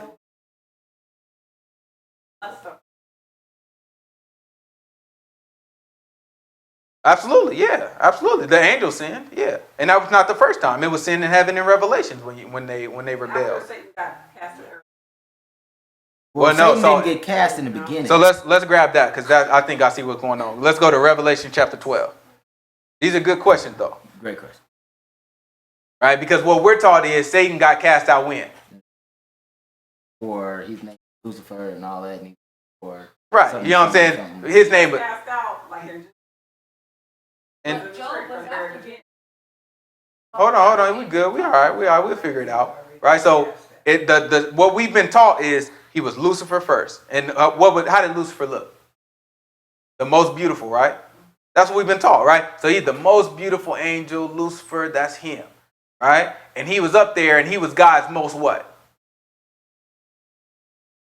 What was Lucifer's status? How much did God like him? pride and joy. Huh? Right under Jesus, right? So that means he was the best angel there was. I mean, you couldn't have an angel. In the very beginning, that's what he was, right? Grab Revelation for me. I gotta cheat real quick because I can't remember this verse off the top of my head. Why did I say? I was just saying, guys, to the law didn't ever. Or did Well, in that Nah, you didn't have to time, work for it. in that time, the law wasn't established. God so didn't the appear to fathers any of these people. daughters. Hold on, let too many their people at one daughters time. go. Too many people at one time. Let's make sure we can all hear. So what It happened? was So the wickedness. fathers of the daughters just let their daughters go with. Well, that's a misconception. One, you never had to work. You never had to work to get a woman. Right? You didn't have to. It was a But did you choice. have to go to the fathers? You didn't have to. Some people could, right? You would. You know, some people could. So you didn't have to. That was something that was the agreement that out of respect you would come to the father, just like people do now. It's just less of a standard now. So you didn't have to. There's no law saying if you don't do this, you sin. If a woman chooses, there's actually places in the Bible where it said the woman can choose the man. Or if a woman chooses she want to be with somebody, that's what it is. Now, if she's under her father's house and her father was like, no, you don't do it, the father then has the authority in that situation. So that's what happened, right? But it's not necessarily that a woman has to wait for a man. She can go out and say, this is what I want, right? And then it was the culture that the man, the father, would then facilitate that marriage, right? But that's not necessarily what the law taught. The law didn't necessarily, the law protected that idea, but it didn't say this is the only way that things. Okay. And then back to what we were saying before. What were we talking about before? Revelation. Yeah, Revelation chapter 12. Read that for me. I'm gonna grab. No. What am I looking for? Maybe verse 8. I don't know if I'm. Well, let's do verse 1. Let's do it. You want to grab verse 1. Then we're gonna get John chapter 8. And there appeared a great wonder in heaven, a woman clothed with the sun, and the moon under her feet, and upon her head a crown of 12 stars. So who is this woman? Who is the woman? Israel. All right. How do we know that? 12 stars. How many tribes of Israel? 12. Okay, and let's keep reading it. And she being with child cried, travailing in birth, and pain to be delivered. No, we skipped something. That second, keep going there. Maybe it's the And next there one. appeared another wonder in heaven, and behold, a great red dragon. No, we skipped something. So let's read it again. Let's start at verse 1 again. And Start at verse 1. Let's see. there appeared a great wonder in heaven, a woman clothed with the sun. So she is clothed with what? The sun. Uh-huh. And the moon under her feet. And the moon under her feet. That's what I was looking for, right? So you have a woman clothed with the sun and the moon under her feet. And she had 12 stars where? On a crown. Right? So she had a crown of 12 stars, right? The reason why we can understand and we know that that's talking about Yisrael, because who had a dream? Jacob. Yeah. Joseph, right? That's right. Joseph had a dream, and he had a dream that how many stars? No, 11, right? 11, yeah. 11 bowed down to who? Him. Him, to that one star, right? So 11 stars bowed down to him, and then also who else? Also the sun and the moon, right? And when he told that dream, Jacob interpreted, he said, oh, so are you saying that all your brothers and me and your mom are going to bow down to you? So we know that the sun represents who? Jacob. We know that the moon represents who? Rachel, Rebecca, Rachel. Yeah. And then you know that the stars represent all the tribes of Israel, right? Those are the same people that Israel came from, Israel came from, right? So that's how we know these are the type of things when you look at the book, you see all these things connect and they come back and they repeat themselves because God is speaking to us in what? Parable. It's a mystery because it's not given for everybody to understand it, but to the disciples it is given. Right? So we look at it and he says, he's talking about this woman described the same way that Israel was previously described. And then what else happened? And she being with child cried, travailing in birth, in pain to be delivered. Uh-huh. And there appeared another wonder in heaven, and behold, a great So who is she dragon, crying to be delivered? child. A child. Let's see who this child is. And there appeared another wonder in heaven, and behold, a great red dragon having 7 heads and 10 horns and 7 crowns upon his heads. And his tail drew the third part of the stars of heaven and did cast them to the earth. Mm-hmm. And the dragon stood before the woman which was ready to be delivered for to devour her child as soon as it was born. Mm-hmm. And she brought forth a man-child who was to rule all nations with a rod of iron. So what man-child is going to rule all nations with a rod of iron? Yahushua. That's the only one, right? So you see Israel produced Yahushua, right? And so Yahushua, let's see what happens. I mean, let's just see what happens next. And her child was caught up unto God into his throne. Right? So what man who was supposed to rule the world with the rod of iron got caught up onto God and to the throne? Only Yahushua. Right? So this woman represents Israel, and then her giving birth represents the birth of Yahushua. Not the birth in the flesh, the birth after he died on the cross. Right? He was born again when he was resurrected. So it represents him being resurrected and then going into the heavens at the throne. To the right hand of the Father. Right? After he died. And that's what he said. So you remember when Mary tried to touch him, he said, don't touch me yet. Right? Because I have not been to go see who? My Father. My Father and your Father. Right? So he had to ascend. So after 40 days, he went with the men for 40 days. Right? After that, he went up and he ascended. And this is what this is describing in very short and cryptic language because he's speaking to us in a parable. Right? Keep going. And the woman fled into the wilderness where she had a place prepared of God. Right? And how do we know this happened? When According to history, Jerusalem, Israel, right, was wiped out by the Romans in 70 AD. Right? And that's when the people of Israel, we all spread out and we went to different areas and into the wilderness. Right? Went into the desert. Right? This is history. Right? Keep going. she had a place prepared of God that they should feed her there 1,260 days. Mm-hmm. And there was war in heaven. There was what in heaven? War in heaven. So there was war in heaven. So what is this talking about? The beginning of the world? This is talking about after Yahushua died. We just read it, right? Because we know at the beginning of the world there was no man that was born from a woman, right? Who then went up to sit at the right hand of God and who was going to rule the world with an iron rod. We know that, right? This is talking about a specific time. Watch this. And there was war in heaven. Michael and his angels fought against the dragon, and the dragon fought against his angels, and prevailed not. Neither was there a place found any more in heaven. So any more in heaven? Any more in heaven. So there was a place. So that means before that, before that, there was a place found. So he says not any more in heaven. So that's why it makes sense when we read Job, the sons of God came with who? Satan. With Satan to present themselves to Yah, right? To Yahuwah, to God. They presented themselves to God with Satan because Satan had access, right? He asked them, where are you going? Being to and fro, right? He said to and fro, back and forth throughout the earth. So that means he was at the earth and he came to present himself in heaven to God. This is the access he had. In Kings, is it Kings or Chronicles I'm looking for? In Kings, the Most High God said, who is going to go down to deceive Ahab, right, to fall before the Ammonites?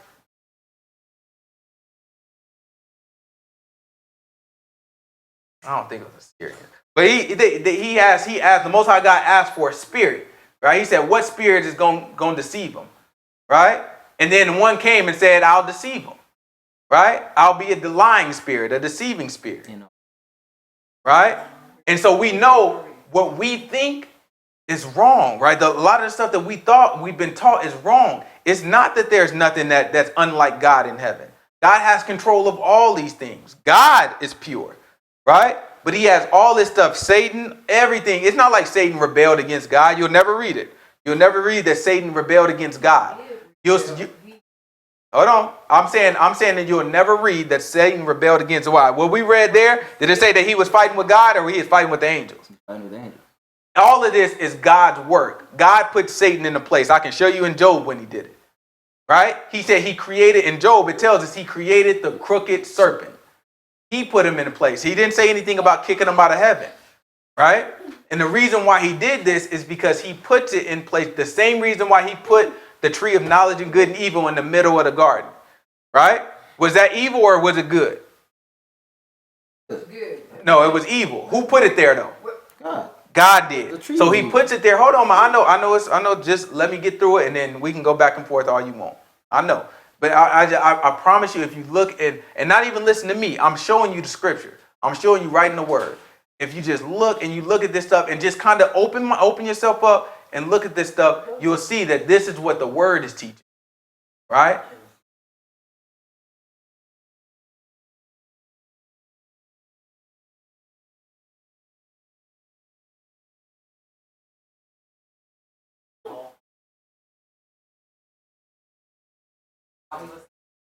Yeah, so let's go ahead and read it. Keep reading. Let's go to it. I'll show you what it's talking about.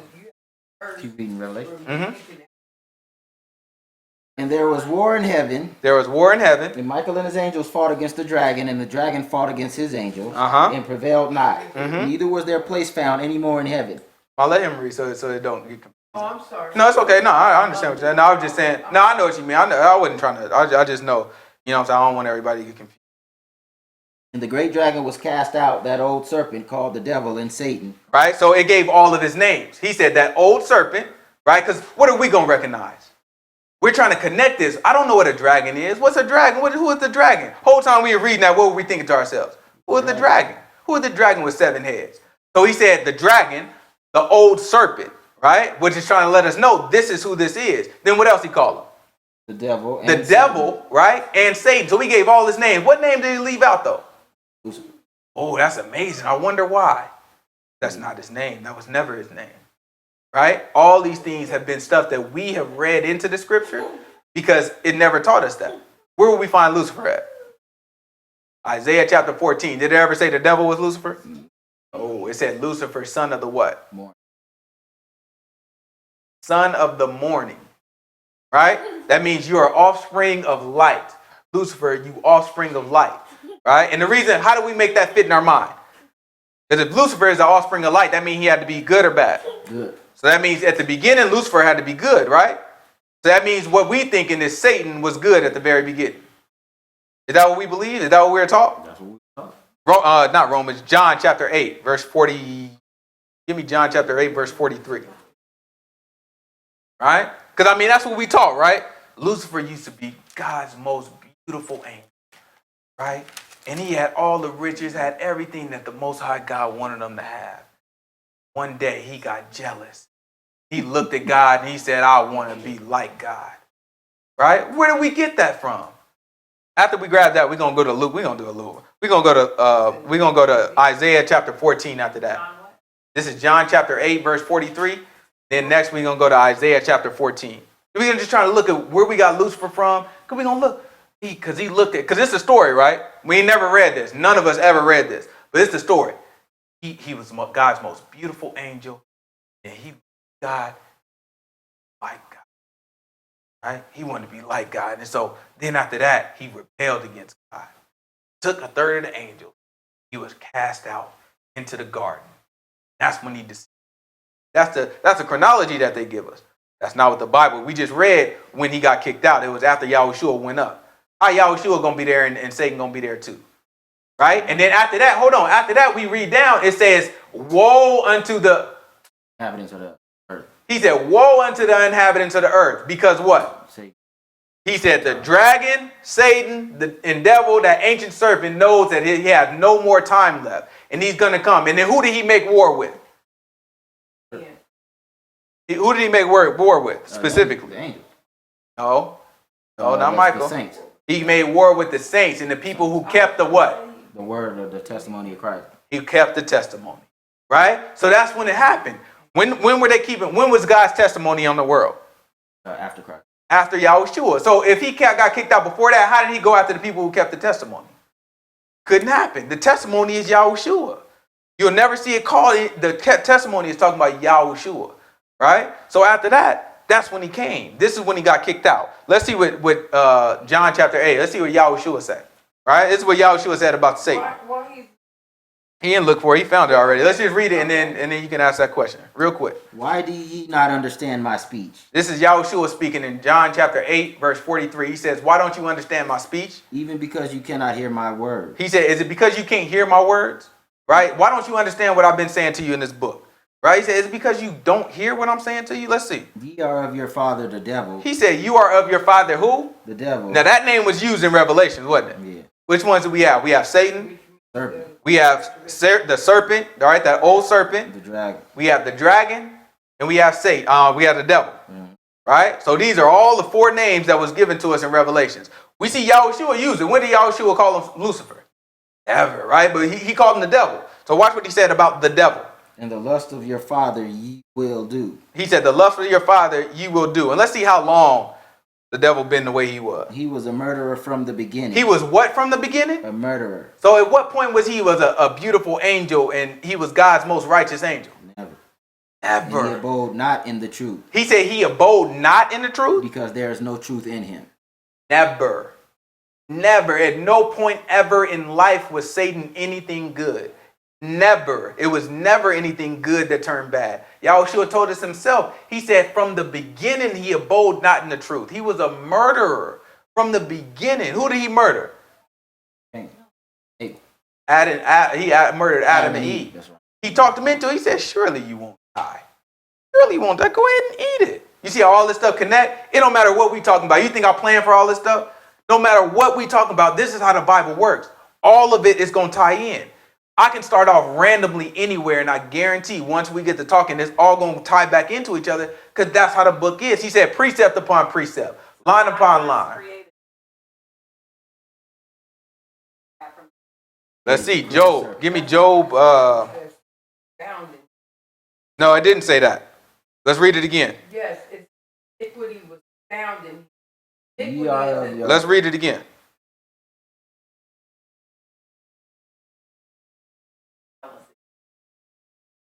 No, let's read it. Let's read. We'll see where it Ye are of originated. your father the devil, and the lust of your father you will do. He was a murderer from the beginning. He was what from the A beginning? murderer from the beginning, That's where sin and originated abode from. not in the truth, because there is no truth in him.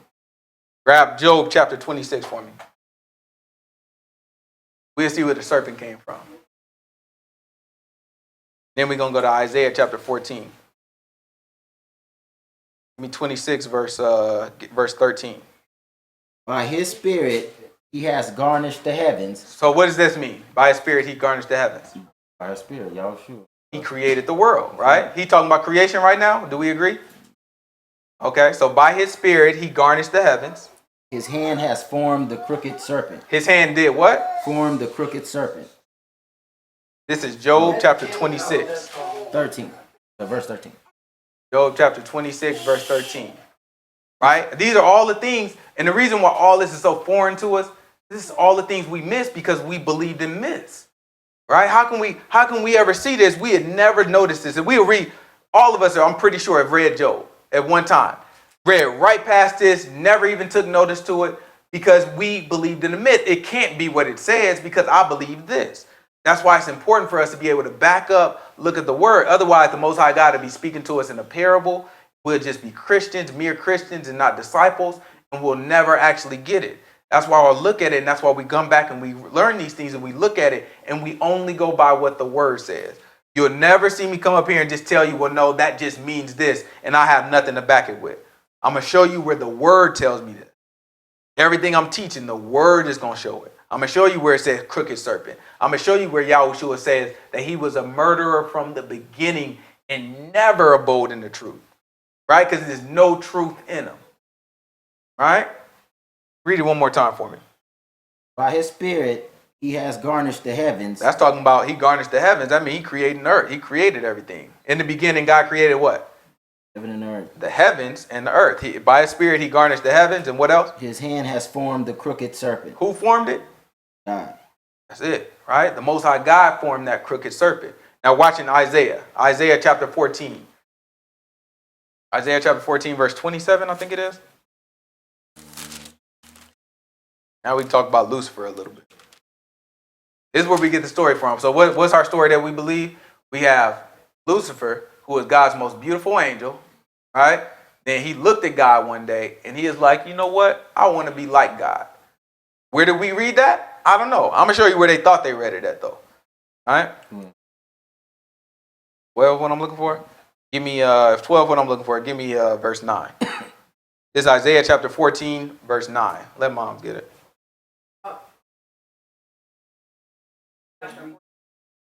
I'll talk about other mom.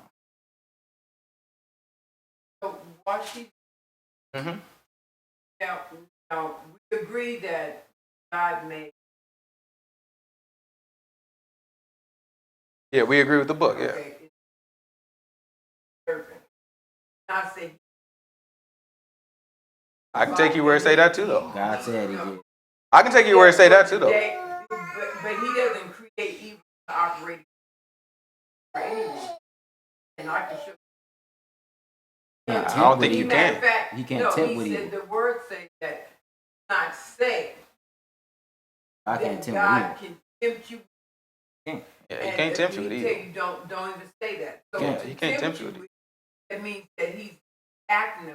Who created the crooked serpent? He got him. He get Satan to do his dirty work. Yeah. Let me ask you, Mom, who created the crooked serpent? Created serpent. Who asked the spirit to deceive Ahab? Access. If he asked him to do it, he said in Job that he gave him access. That have you What is it? considered my servant Job? Okay, that's all I want to do. He himself. Did he tempt in any of those situations? He did not. Okay. He did not. Then we have a complete Satan understanding. Himself, Yeah. Satan himself did that. So you have to say one of the two. You have to say one of the. You have to. I have to say what the book said. Right. God created evil. He created the crooked serpent, and he can't The tempt. book say that he was a cherub, right? Said that he. No, I don't. It doesn't I say don't. he was an But angel. I think we gonna get into that right It now. never say he was an angel. Nah, you can't find it either. But I think we'll get into that. Yeah, But that's the myth. No, Yeah, so that's we what I'm can getting go in to. there because that is what it. Right, that's the myth. Isaiah. That's what we've been taught. That's what kind of put into our heads. He's a cherub. He's an angel. He's the most beautiful angel. He looked at God, and what did he say to God? I want to be like God. So He got jealous of God, right? Hold on, ma, because I don't want to get too far. I like where that is. Let's address that right now. This is Isaiah chapter 14, verse 9. Yeah, no, it reads the whole book. We can read here the whole book, but I'm trying to isolate the part that I think addresses what we talk about. If you think at any moment I'm leaving something out that addresses what we talk about, I don't want to read all hours and hours about something that don't really address what we talk about. But if you think I'm leaving something out, please let me know and we can go get it. This is Isaiah chapter 14, verse 9. Hell from beneath is moved for thee to meet thee at thy coming. It stirs up the dead for thee, even all the chief ones of the earth. Mm-hmm. It has raised up from their thrones all the kings of the nations. Mm-hmm. All they shall speak and say unto thee, art thou also become weak as we? Mm-hmm. Art thou become like unto us? Thy pomp is brought down to the grave, and thy noise of thy viols, the worm is spread under thee, and the worms cover thee. Mm-hmm. How art thou fallen from heaven, O Lucifer, son of the morning? How art thou fallen from heaven, O Lucifer, son of the morning? I gotta be talking about the devil. Let's see. Keep going. How art thou cut down to the ground, which did weaken the nations? You weakened the nations. How in the world did you get cut down from the ground? How did that happen? Let's see. For thou hast said in thine heart, I will ascend into heaven, I will exalt my throne above the stars of God. He said, I am going to ascend into heaven. I'm going to exalt my throne above God. above the stars of God. Oh, it looks like the Christians got. He said above the stars. Because they say, what we've all been taught, the myth that we've been taught, is that he looked at God and he said, I want to be like God. Let's see. I will ascend above the heights of the clouds. I will be like the Most High. Mm-hmm. Yet thou shalt be brought down to hell, to the sides of the pit. They that see thee shall narrowly look upon thee and consider thee, saying, is this the man that made the earth tremble, that did shake kingdoms? All right. So now let's look at who we dealing with here. Dealing with a man who fell from heaven. Right? It's a man who fell from heaven.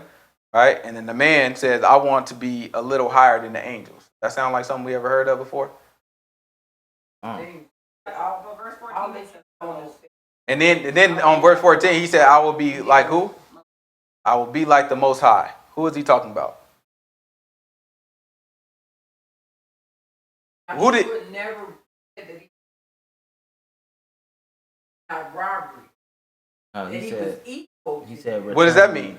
He was That just like him. he was him. He never in a state where he like God. Who can ascend to heaven? Yeshua never. Who can ascend to heaven? You just According to said- Yahushua. Wait a minute. You just said that Satan went right there in heaven and talked to God. Mm-hmm. So Satan is he not a man, though. ascended. He Satan is not a ascended. man. Who can ascend to heaven? The Bible already said that he can come like the angel. Or he can come. He can as present an himself, angel, as an like- angel of light. But I'm asking you, what man can ascend to heaven? But man, Yeah. the only man that ascended to heaven didn't. A man didn't. God came himself. Ascended in the likeness of man. And the man that he just descended He's not to. talking about. I know, He's but not talking about Jesus. I know. Listen, hear me out. Hear me out. No. And be careful. Hear me out, though. Yeah, I know it's uncomfortable, and I know you never heard this before. But be very careful what we're saying. I'm just going to show you what the book say, and then we'll deal with it. Okay? Who said that no one could descend except the Son who ascended? I'm sorry, no one can ascend except the Son who descended. Exactly. He fell from But heaven, that is not right? But listen. He didn't fall from heaven. God. First of all, he was a slain lamb from the. He was a slain lamb from the beginning. So that was a done deal before he ever entered the realm Let's back in into the it. flesh. Let's back into it because I don't think we can put. Yeah, I don't think we can put it full. No, it's okay, Mom. I don't think we can go into a full force. We gonna back into it. T, who is this really talking about? I know, Ma. Just hear me out. You don't have to distract. I'm still gonna talk, and I want you to hear me out. I'm done. Okay. Who is this talking about really, T? Not Yahushua. Who is this talking The about? king of Babylon? King of Babylon. What was his name? This is really talking about Nebuchadnezzar. How do we know that, T? What verse do it tell us that? Let's read the first verse.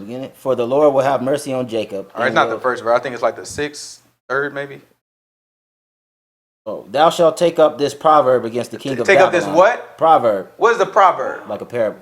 A parable. Remember we started out talking about parables?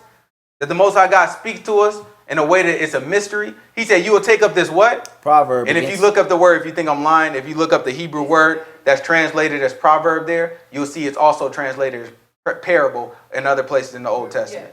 It means parable right there. No, it's no adage is never translated in the book. I'm not making up, so I'm not just saying something because it feels good. We can literally look at it in another way that it's translated. It's parable. I'm not saying that just synonyms. Okay. I'm saying literally in this Bible, it's translated as proverb. Right? So hold on. You said you were gonna, hear it, and I want to hold you to that because I really think if you like really listen to what I'm saying, I really think it'll change the way you view the book for a good thing. I'm not trying to deceive you. I'm not trying to trick you into thinking that Lucifer is really God and all this stuff. Lucifer, I'm trying to tell you, Lucifer is not the devil. Lucifer is not even a name. The name Lucifer means it means light. That's it. So we've taken it, and people who translated the book have, based off of tradition, translated to capitalize it and make it a name for us. So now, even though you never see it anywhere else in the Bible, we now have attached so much meaning to this one verse that we create this entire myth about who Satan is. And now when we read what Jesus say about the man, that he was a sinner from the beginning and there was never any good in him, means nothing to us. How It can he means ever we be read right? right How over can he ever it. be Because right? of our tradition. Hold on. Because of our tradition, the word of God, it becomes nothing. And that's the same thing that he said against who? Pharisee. The Pharisees. This is the whole point of what I'm trying to say. We become the Pharisees when we hold traditions over. What I'm teaching you right now, what I'm showing you is not tradition. You'll never hear anybody say this. Well, I'm not gonna say never. It's people out here who know this, right? But you'll never hear somebody preach this out of tradition. The only way you get this is out of the word.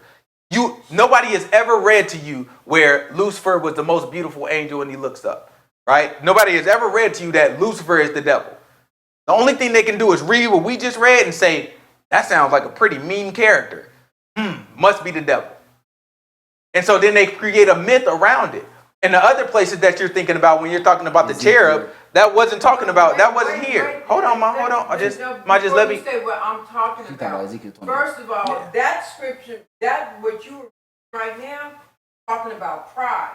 Just like it was talking Whose about pride though? It The was king of the Babylon. enemy. It was Satan's pride. It's talking about the that king of entered Babylon. Into the heart of man. That's what Read, what verse entered was it, 3? into him. That's 4. what entered into 4. Jehoshaphat. That's what entered into man. Period. Yeah, That's no. what he said. I hate. But let's just a go what the haughty book heart say. And a proud man. I agree, Ma. I'm not saying that he don't hate. I'm not making a case for pride, Ma. God made. I know. It was a spirit of pride. It was still the enemy of God. Okay, so let us not be coming prideful. after his men. Let us not be prideful. Let's just wait. I'm not trying to make a case for pride. That's No, missing I'm the not whole trying thing. to Hold make on, a Ma. case for Ma. pride. I'm just saying the enemy was not cast out after Jesus Christ was born. He was already. Ma, I'm not cast telling out. Ma. He was I'm not already standing here. I'm not standing here just operating saying in something the to you. person that We he read was. it. He said, like your father. He was already calling him a man of perdition at that time. Ma, I'm not just making something up. We read it. You understand? Like what I'm saying is We you. had this conversation before. I know, but what I'm saying is no one can ever show me. No one would ever be able to open up the book and show me how in the beginning Satan was cast out. You won't read it. The thing that you will read and where we got that story from says very clearly that it was after Yahushua went up. But still, we hold on to that thought that it was in the beginning. We'll never read it though. What I'm trying to show you is that what I'm telling you, it's not like I'm making it up. I'm just saying, no, he would cast out later, and I'm telling you without proof. We read it together. I'm saying the danger, the whole night, what I've been trying to show you is the danger of holding on to an idea that we believe to be true. And then because of that, we can't see the truth. It becomes blind. And seeing, we do not see. Hearing, we do not hear. That's why we can read. That's why we can read exactly what the word says and never get the message. That's why I started off the way we started. Go ahead.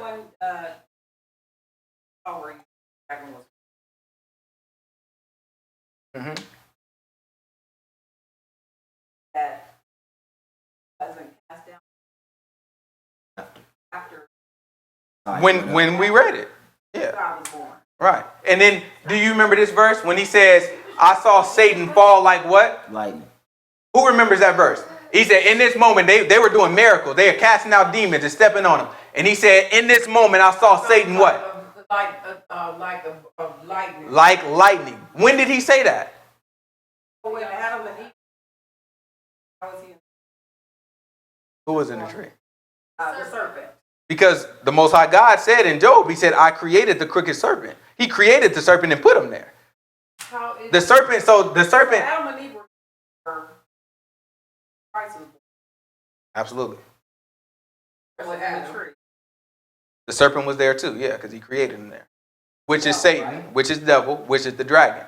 And then we read in Job that he went to God. So, and then God asked him, where were you at? He said, going to and fro throughout the earth. So that means that Satan went back and forth, right? Heaven and earth. Exactly. And then when we see the war happen in Revelations, did he say that now you have to leave heaven because this is where you always were? Or did he say you no longer have access? There was not a place found for him anymore. He said there was no place found anymore. So that means he could come, right? But he said you can't come anymore. You can no longer be here. Before we know he was down, he was up, whatever. But he said no more can you be here. There's no longer a place. The sun is there now. There's no place for you.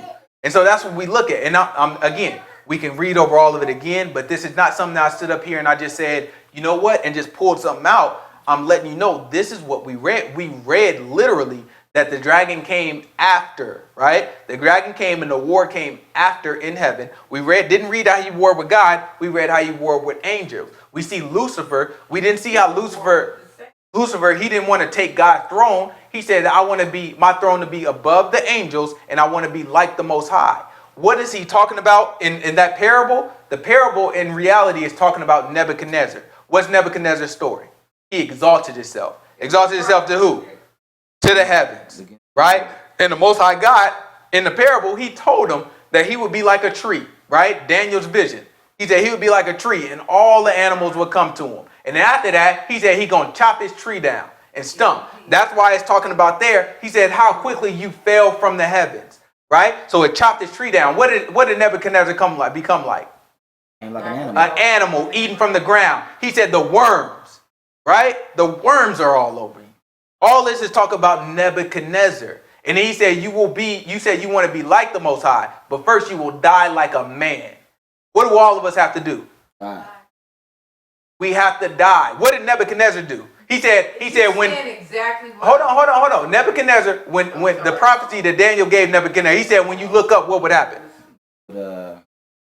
He said your senses returned to you. Right? So he looked up, his sense returned to him. Right? All that is talking about Nebuchadnezzar. But let me tell you something about the whole book. All of the book, no matter who we think it's talking about Yahushua. That's why when Yahushua in chapter 7, is it 17 I'm looking for? In chapter 17, when Yahushua rose his hands, he looked to the sky. Right? And he asked the Most High God to return him to his glory. That's why the Most High God sent Yahushua in the flesh. Because he came from heaven and went down. That's why the Most High God was like the Most High God. In the beginning, he was God and he was with God at the same time. All these things represent Yahushua. When Paul was talking about Adam and Eve, he said in Ephesians chapter 5, when he was talking about Adam and Eve, he said this is a great mystery, right? Because he said when a man and a woman join together, they shall leave their mother and father, and the two shall be joined and become one flesh. He said this is a great mystery because this is not talking about Adam and Eve. This is actually talking about Christ and who? And the saints, the congregation, the church is what the book say. Right? He said this is talking about. So when we read about Adam and Eve, which one of us looked at that and said, that's talking about Jesus? None of us. Paul, who understood the mysteries, looked at it and said, you know what? This is not talking about Adam and Eve. This is a representation. This is a testimony of Yahushua of the saints. In the same way, what I'm saying is literally it was talking about Nebuchadnezzar. But if you look at it and just go for yourself, look at it, it's talking about Yahushua. Yahushua fell. Yahushua is the son of light. Yahushua is the one who comes down. He did fall. He is, Yahushua fell, not fell in terms of sin. Yahushua came and he made himself low. And the book tells you that. What is that thing? And he made himself low. And that's what the parable is talking about. That term, he never In Revelations called him the son of the morning. I'm gonna go. I want to go back. Lucifer is what that means. I want to go back to something. Revelations called him the day star. Lucifer is used in the Bible. It just never translated, and it's talking about Yahushua in the time that it's used. I want to say this. Said that 3 times already. You have a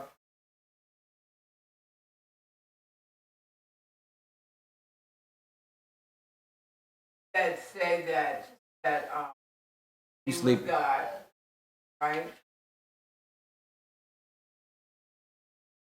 God made it. Then it says that his spirit hovered over water. I mean, there was darkness. Now there's no darkness in him. No darkness in him. And his spirit hovered over that darkness, meaning that at no time did God ever not govern everything. Everything. So regardless of what Satan do or don't do, how we understand, he's never had a position greater than God.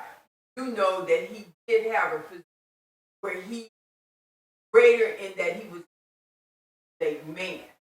No. Never. No, he just did what God put him there to do. Like Exactly. Okay. I Okay. Go agree with ahead. you So there. He what? did Go ahead. what Go he ahead. I'm not did gonna what interrupt. he did what God put him there to do. But his whole spirit, his whole persona, pride, and deception. Those are the two things that are in his persona. He is called a man of forgiveness because he presents himself in man through man the same way Christ is in man. When we are born again, we're not born again what we or how we do anything, but we are literally reborn in the Spirit of God, in His full nature. Because prior to that, we have a nature from the fallen out of the dirt, where sin we were made out of the natural man, where sin was found in us the same way that it was found in. The Bible does say that sin was found. And I don't really mean that, but you're going on, and that's fine, and you tend to do, but what I want to do is I just want to stick to what the book is saying. No, I'm just saying you read from a scripture and said that somehow he lifted himself up to God. Who? When you read from was it Isaiah. No, Isaiah. Isaiah, the first one, Isaiah. Yeah, Isaiah. Isaiah. Reread it. Just the where you first said when you were talking about Lucifer. It's Isaiah chapter 14, verse 12 would be Lucifer. I'm pretty sure she's looking for like We started 14. at 9. Give me 14. I think I will that's what ascend she's above the heights of the clouds. I will be like the Most High. That's 14. Yep. Yet thou shalt be brought down to hell, to the sides of the pit. You'll die. What he's saying. All right. So he said, your mind says you're going to ascend to the heights of heaven. Yeah, you're going to be brought down to the pit. That fit Yahushua? I understand the reason. This is why. Well, I'm not talking to you, but I'm just talking to people because you're not the only one. It's anybody watching this right now who has never been exposed to it is feeling like this. So I'm not talking to you specifically, but anybody. When you look at this, what are you thinking? Lucifer is the devil. This is what you've been raised on it from the cradle. Lucifer is the devil. So now you have somebody try to tell you, no, this is testifying to Yahushua. That boils your blood. It's like, how could that be, right? Well, I mean, not you. I'm just saying in general, most of the people who are watching this. Nah, you know, I'm not talking about you, but I'm just not specifically. But I'm just saying, a lot of people there look. He's not. Lucifer is not the devil. So I'm saying, unequivocally, for sure, Lucifer is not the devil. And I would challenge anybody who believes or tells you that what I'm saying is not true to just show you in the Bible where Lucifer and devil is ever connected. We can show you for sure where devil, Satan, serpent, and the dragon are connected, right? All referred to as the same person. We can show you where the devil is said to never have been good, right? But we can never show anywhere where Lucifer is ever connected to the devil. You can see a story and a narrative, but who does that narrative say it's about? The king of Babylon, right? Who at the time was Nebuchadnezzar, right? The king of Babylon in Isaiah chapter 14. Let's grab up the Isaiah chapter 14 verse. We're going to read all the way from Isaiah chapter 14 verse 4 all the way down, and we'll see who it's talking about. Why are you doing that? If you know that it characterizes enemy in man. No. I don't want to get into a whole bunch of speculation. Hold on, time out. Let's just read. Well, I won't time out. Let's just read. Like that, but I'm saying that you Go ahead. just said that we know who he's talking about. We know that all of the events that happen, anything bad is not coming. It's not coming from God. We know what you are. So you have to say that, okay, you're influenced by God to do bad. He's telling you who's causing all. He's telling you that the enemy is causing it. No, that's how people can interpret it. Go ahead and read. Yeah, that's how people can interpret it to try to save face and keep their tradition. That's what you could do, because you would say anything bad is of the devil. Therefore, even though it's talking about Nebuchadnezzar, I think Lucifer is the devil. So anything bad come from the devil. That means good comes from God. Father of light. Yeah, no, it comes from God. Down from the Father of light. Yeah, so I know that's what I'm saying. So that's how you could justify. You could say, I want Lucifer to be the devil. Therefore, even if this is talking, hold on, I'm not talking about you. I'm just talking about in general. This is what a person could do, right? I won't do Lucifer to be the devil.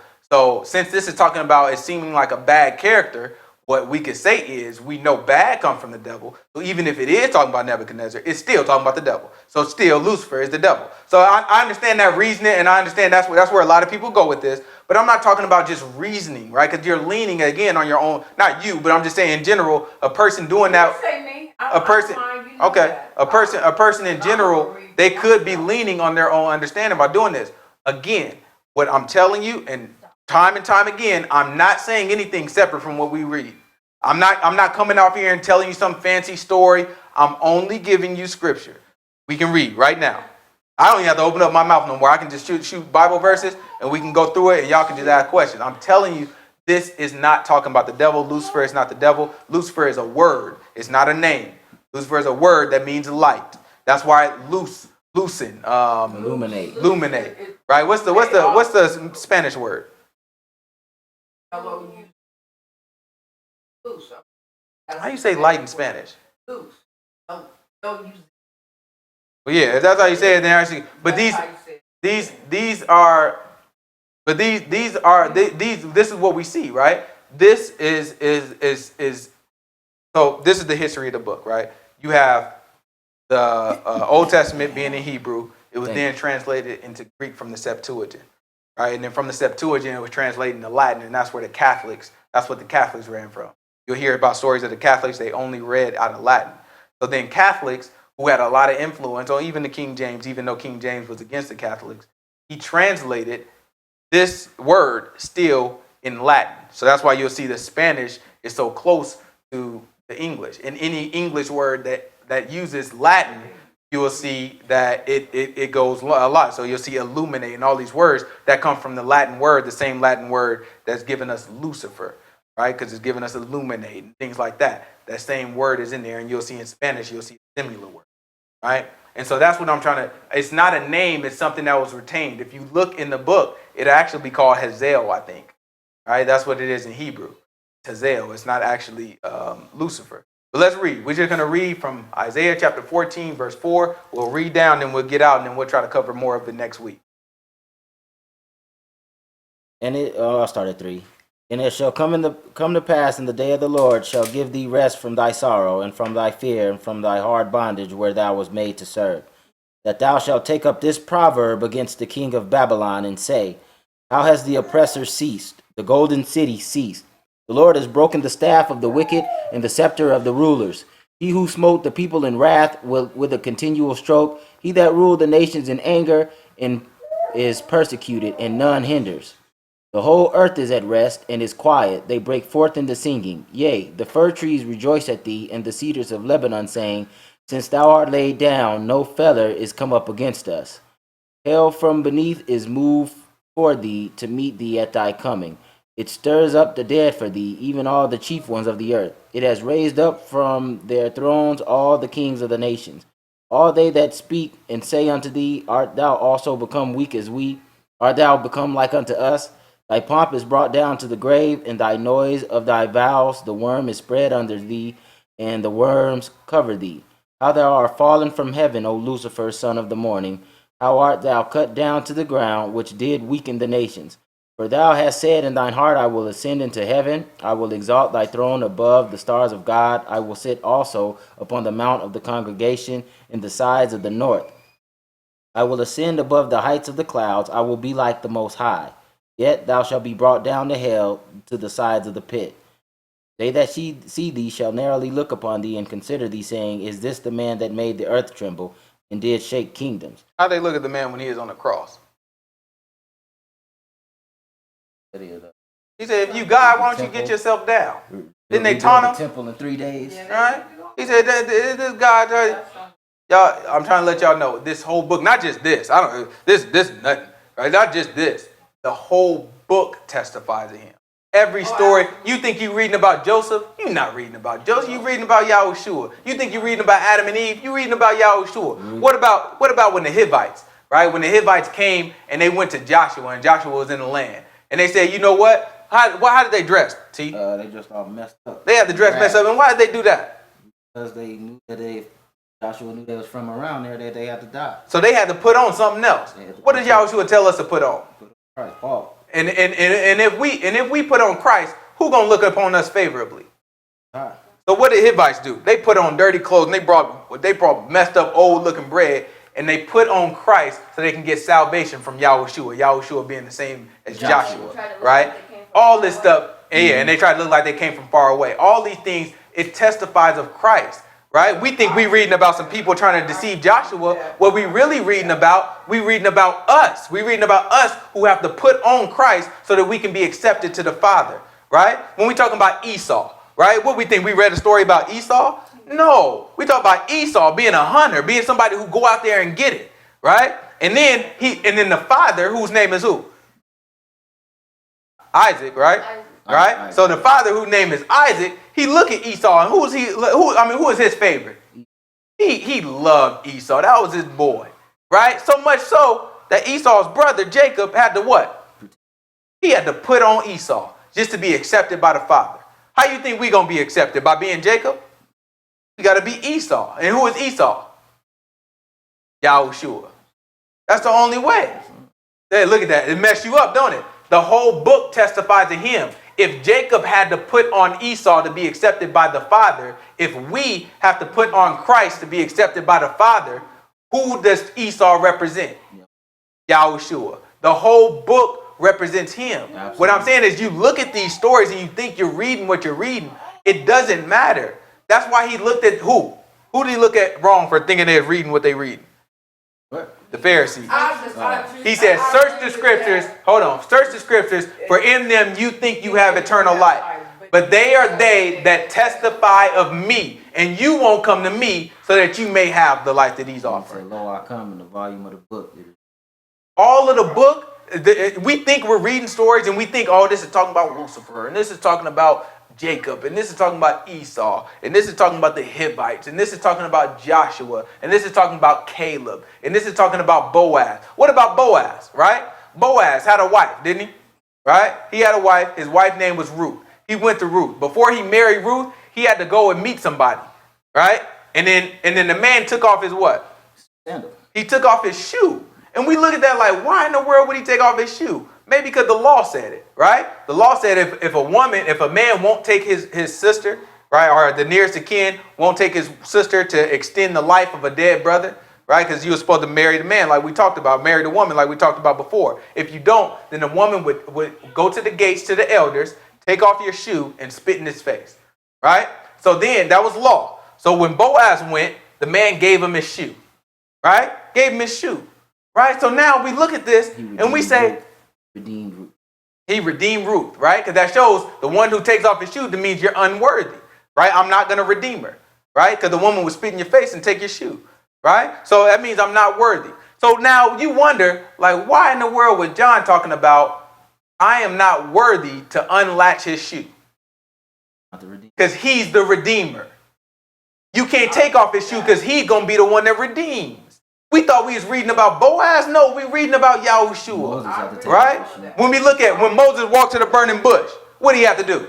Because he's not the redeemer. Moses, a great man. He wasn't a redeemer. Take off your shoe. When the angel of the Lord showed up to Joshua, what's the first thing he told him to do?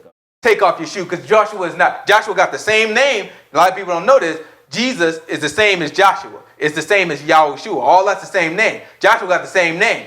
Most High God had to let him know real quick, you're not the one. He brought us into the land just like Yahushua going to bring us into the promised land. Right? All that testifies to him. But what did he have to tell him? You are not the redeemer. Take off your shoes, boy. Right? Same thing. He said, John the Baptist said, I am not worthy to take off his shoe. Can't take off his shoe because he's the redeemer. But what did Yahushua do to the apostles? Off their shoe. He said, Peter didn't want to. He said, no, Lord, you can't wash my feet. He said, oh, man, if I don't wash your feet, right? He said, if I don't wash your feet, then you had no part with me. He said, man, you do my whole body then. And what did he do after that? Off his shoes. Because they weren't the redeemer. Somebody would have messed around and thought after that they had their shoes on, they kept it on the whole time. Somebody would mess around and thought they were the ones that saved people. That's why Peter can say justly, like we read last week. He said, you know what? You think that we made this man whole, that we, this man that was asked for alms, you think we made him whole by our strength? No, but by the power of Yahushua whom we preach, was he made whole. This whole book, even in the New Testament, the whole book, Noah, right? When Noah got onto the boat, what do you think you're reading about? A story of a man getting on the darn boat? No. No, when the man closed the door, he said, I am the door. No one lives but by me. Right? Right? The ark represents him. He's the ark. We have to be in him. Abide in me. Right? Anybody's in him, they saved. All the animals that was in him saved. Anyone who was outside of him did what? They died. Right? What do you think? You think we read about just the world being covered with water? No, we read about the baptism. The book tells us in Genesis, it said that he's going to kill all what? Flesh. He said he's going to kill, in Genesis, those words, I will kill all flesh. Then Paul come back and tell us we baptized to do what? Not to the flesh. Come on. This book is nothing about what we think it's about. It's all about Yahushua. When we read about Lucifer, we're not reading about Nebuchadnezzar. Even though it's saying it's about Nebuchadnezzar, we're reading about Yahushua. And every other story and every other sentence and everything else. If you can't see him, you miss the point. And that's what I'm trying to teach. That's what I'm trying to teach. And that's something good. You taught me a lot. What you teach me is good. All I'm trying to do is let's stay consistent. I'm not trying to claim like I came up with this stuff on my own. God taught you and taught me. That's what it is. That's all I'm trying to say. I'm trying to teach the truth, Ma. That I haven't heard but two about Jacob. The only thing is, he had to put on Jacob because God sent put on flesh of man, died for him. There was no. He had to put. That was. You so sleepy. He came down. Is man favorable to God? Yeah. Is the flesh of man favorable to God? All right then. So why would Jacob have to put on something that was not favorable? No, I didn't say Jacob. He had to. No, Jacob. If you saying it's in the volume of the book in it, but it wasn't favorable to God because man would be translated. But Christ, in order for God, to find favor, man favorable. Christ had to come in the flesh. Had to come and die. Right, and I understand what you're saying, and that's true. What I'm saying is that doesn't line up with that story. That's only, I don't want to go back and forth about the story, but it doesn't line up with the story because in what we read, Esau was favorable to the father. Just like the Most High God had a son who's favorable to him, whose name is Yahushua. And in that, us, his other children, have to become like Yahushua to be favorable to him. Without that, we are not favorable to him. So what I'm saying is we have to put on Yahushua like Jacob had to put on Esau. What I'm trying to show is that this lines up. I'm not just pulling out something and just trying to make sense out of something that's there. That's the Right. I'm not just trying to pull out something and just make something sense out of what's there and make it fit what I like. You see how I can take the mean characters, the bad people in the Bible, and the good people in the Bible, and it all lines up to Christ. Right? Because really it's not about the story that we read, it's just about him. Right? So that's why, like, a person who doesn't want to see, oh, well, I don't want to compare Jesus to a bad person. So I'm always going to twist the story to make sure that Jesus is the protagonist of the story. Is that what they're protagonist? Mm-hmm. The protagonist of the story. None of that matters. Right? None of that matters. All that lines up is the story testifies of Yahushua. Whether you think it's Lucifer as a bad guy or whether you think it's Esau as a bad guy, right? All these are going to line back up to Yahushua no matter who it is. Right? I can flip it. I can show you Jacob too. I can show you Abraham. Right? When Abraham went with his sister. Right? Abraham said, no, I told you she is my wife, which she is my wife and my sister, which she was technically both of those. Right? And he said, because I don't want to die. Right? I wouldn't want to die for her. Right? Well, Yahushua came back and he outdid him. Yahushua said, I am the brethren, right? He said in the Psalms, he said, he said, I will praise your name in amongst of my brethren. So he's our brother and our husband, right? And guess what he did for us? He died for us, right? So he took Abraham's story and he outdid him, right? Because he's the Redeemer. You're going to see that he did this with every single thing that we see in the book. He takes all these little stories, we think they're just random stories, including David, including Solomon. What Solomon do? Right? This is why it's important to know the book. You have to know the whole book. Because you look at Solomon, who was the father? David was the father, right? David came, and David, he was punished. He had people who was after him. David said, man, leave him alone. Leave him alone. You know what I'm saying? Don't even worry about him now. Because David was king. After David died, what did Solomon do? Solomon became king. And Solomon came back and got every one of David's enemies. Some of them he gave him chances. Right? He said, you You mess around with my dad, if you stay in your house and you don't leave your house, right, then you'll live. What did he do? He stepped outside of it. Same thing Yahushua tells us. If you stay in me, abide in me, right, it's safe. You step out, though, I'm getting that. Right? And that's what he did to him. Right? Shemaiah, was it? Something like that. Shemaiah, I think it's Shemaiah, something like that, right? So that's what he did to him. All these things, everything that we read in the book, no matter who or what it is, can be linked to Yahushua because the whole book testifies of him. It's just a matter of do we see it yet? Has he revealed it to us yet? I don't know everything. I don't know all the links, but we know for sure that the disciples, and well, I don't want to get it, but in Luke chapter 24, right? And y'all can read this on your own if you think I'm lying about it. In Luke chapter 24, Yahushua appeared to the disciples right after he died. I mean, right after he rose, right? He appeared to the disciples. They walked with the man, had no idea who he was. They sitting there and they explaining to him. Yahushua asked him, he said, why are y'all so sad? And they look, have you no idea what happened around here about the man from Nazareth, right? Who hung and he was killed, right? And he was supposed to rise on the third day, and today is the third day, right? And then he kept walking with them, and they're like, and then he opened up the book to them. And what the book say he did? He said from Genesis, he expounded on all the scriptures concerning who? He said concerning himself, right? So that means he went from Genesis and he showed them, this is what this is talking about. No. This is what this is really talking about. See, this is what this is talking about. This is what this is talking about.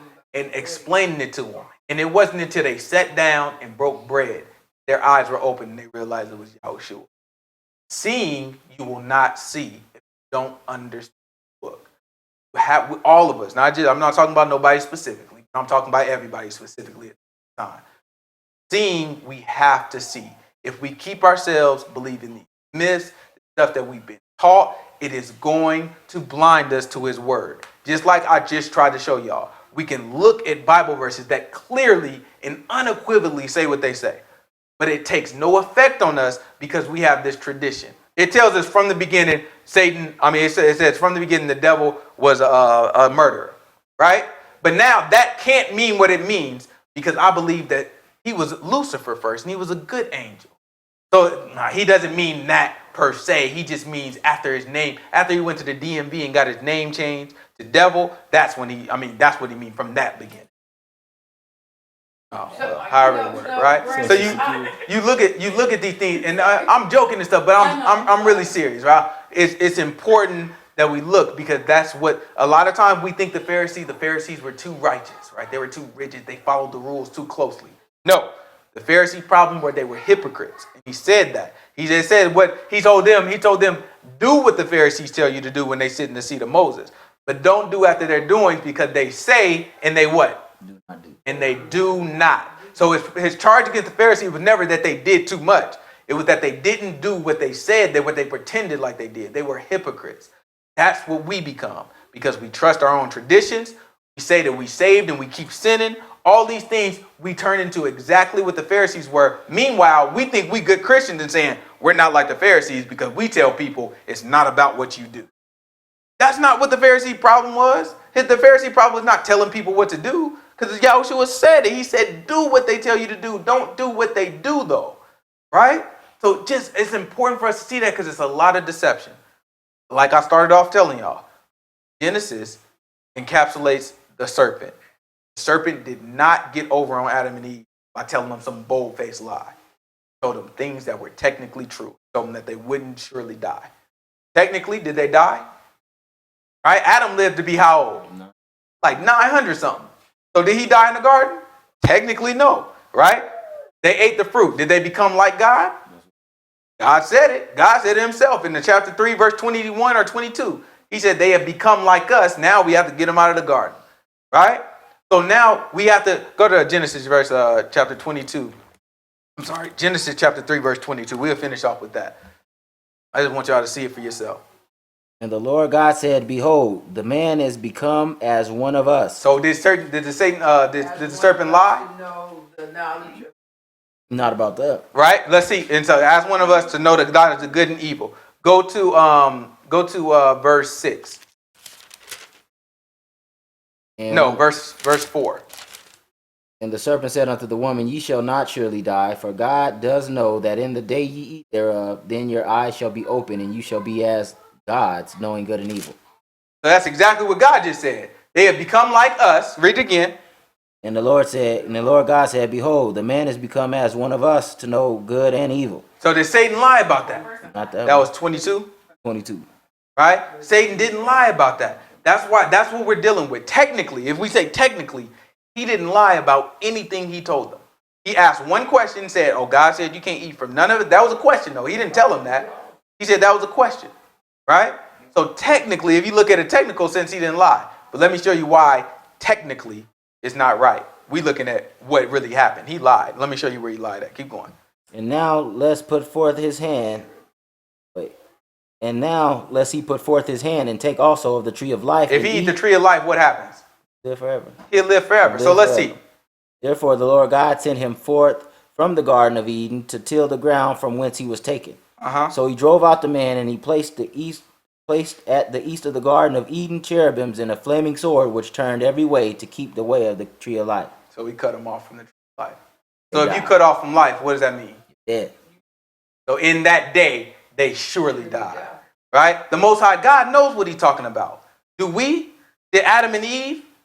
No, they can miss that because you have a serpent that comes. You won't surely die. You eat it and you're like, technically I didn't die. Right? Because you don't know what you had in your midst, and it just cut off. The only way you know is by listening to who? Most High God.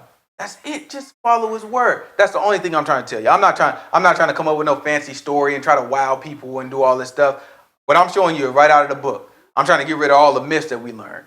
Right? Because what's crazy is we'll sit here and we can go back and forth about Lucifer and all this stuff all night.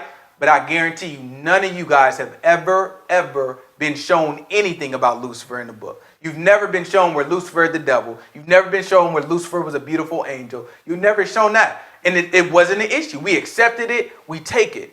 But when we look at the book, and I can show you these things, we have a resistance. And a resistance comes from a tradition that we've held for so long. And now the Most High God, remember he said if you produce fruits, he'll purge you. That's what he's trying to do right now. Right? He's trying to just purge. Well, there's still some stuff we got to get rid of. Let's get rid of this. Let's get rid of the stuff that's not true. He told us it would happen. He said in the time to come, people will have itching ears. And they'll go out there, Jews' fables, and all these different things that will happen in the end times. We here now. All right, we here now. This stuff is rampant. Everybody have a different religion. Everybody have a different denomination. All this stuff. And you think it's all true? Can't be. All this stuff has been defiled and distorted. Got to get back to the book. If the book don't say it, what we gonna say? I ain't got no business talking about it. If the book ain't talking about it, what I got to say? All right, go ahead. We good. So, we can close the book. We can pray out. I'm good. I'm going. So you said when given more beauty, had more jewelry, and found it. Do you know what you're quoting from? Or paraphrasing from? That one is Isaiah. It's Ezekiel. You're talking about Ezekiel. Ezekiel 28. 28. Okay. And do you remember? Now I know you remember that part, right? Because that's the part that they tried to. Hold on, real quick before you. About Tyree, I believe. There we go. That's all we need to know. That's book there. That's book. It tells us exactly what it's talking about. Okay. Now. Go ahead. Went back. Garden, and he is called a serpent. Argument. Diablos or devil. That is what that is referring to. Really. Well, that's devil. So let me ask you this: Do you think serpent came from devil or devil came from serpent? Let me go. Go ahead. Go back to Genesis.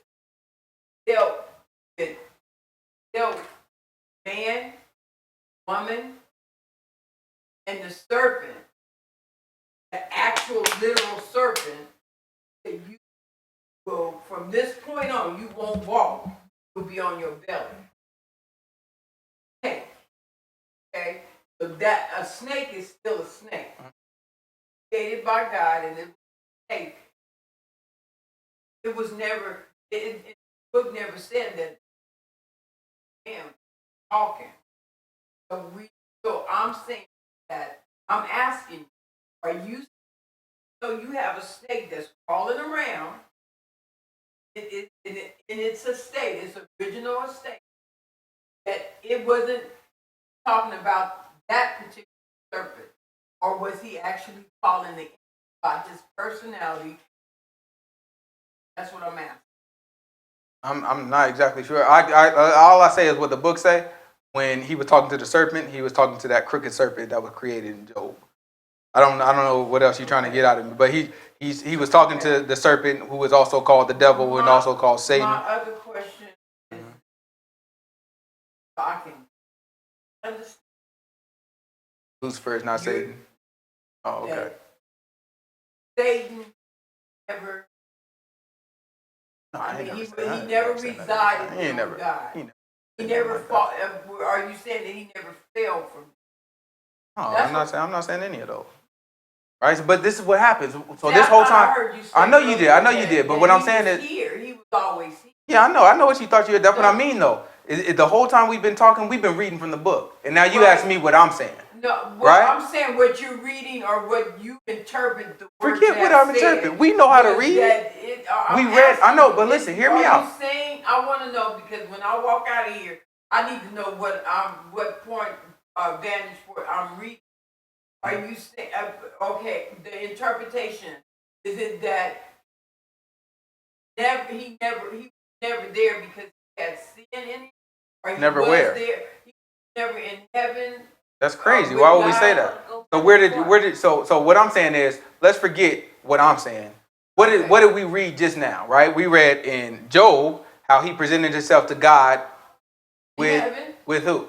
With the Son of Man. So we know he is in heaven, right? So we know, forget, if I told you he never went to heaven, would I be telling the truth? Because we know the book said it. So forget what I'm saying. We read it. We read that he presented himself in heaven. And then what did he give his own testimony when God asked him, where was he? Okay. Going to and fro where? Up on earth. So we know just that, without anything else, we know. Forget interpretation, forget all that stuff. That stuff confuses. When we look at the book, it clearly tells us the man was, or Satan was in heaven, and he also went to and fro through the earth. That's all we need to know. I know you can't help. That's book. So when you talk about Ezekiel 26, 28. and of course he was talking about a king, but in that king, also talking about the enemy. Wasn't it? No, I'm talking. So let's grab it real quick. Ezekiel chapter He wasn't 28. describing the estate of the enemy. Let's grab it. Let's grab it. We'll just go ahead and grab it. Research everything. That's one of the reasons why I come here, and I write down everything so I can go back, because I need to know what is. That's good. It's Ezekiel chapter 28. What verse it start at? What verse 1 say? The word of the Lord came again unto me, saying, Son of man, say unto the prince of Tyre, Say it to the prince of Tyre what? Thus says the Lord God, because thine heart is lifted up, and thou hast said, I am a God, I sit in the seat of God, in the midst of the sea, yet thou art a man and not God. So Yeah, thou art what? a man and not God. Can't be talking about the devil. But I mean, he started off, he said, say unto the prince of who? Tyre. Okay, keep going. Though thou set thine heart as the heart of God, behold, thou art wiser than Daniel. There is no secret that they can hide from thee.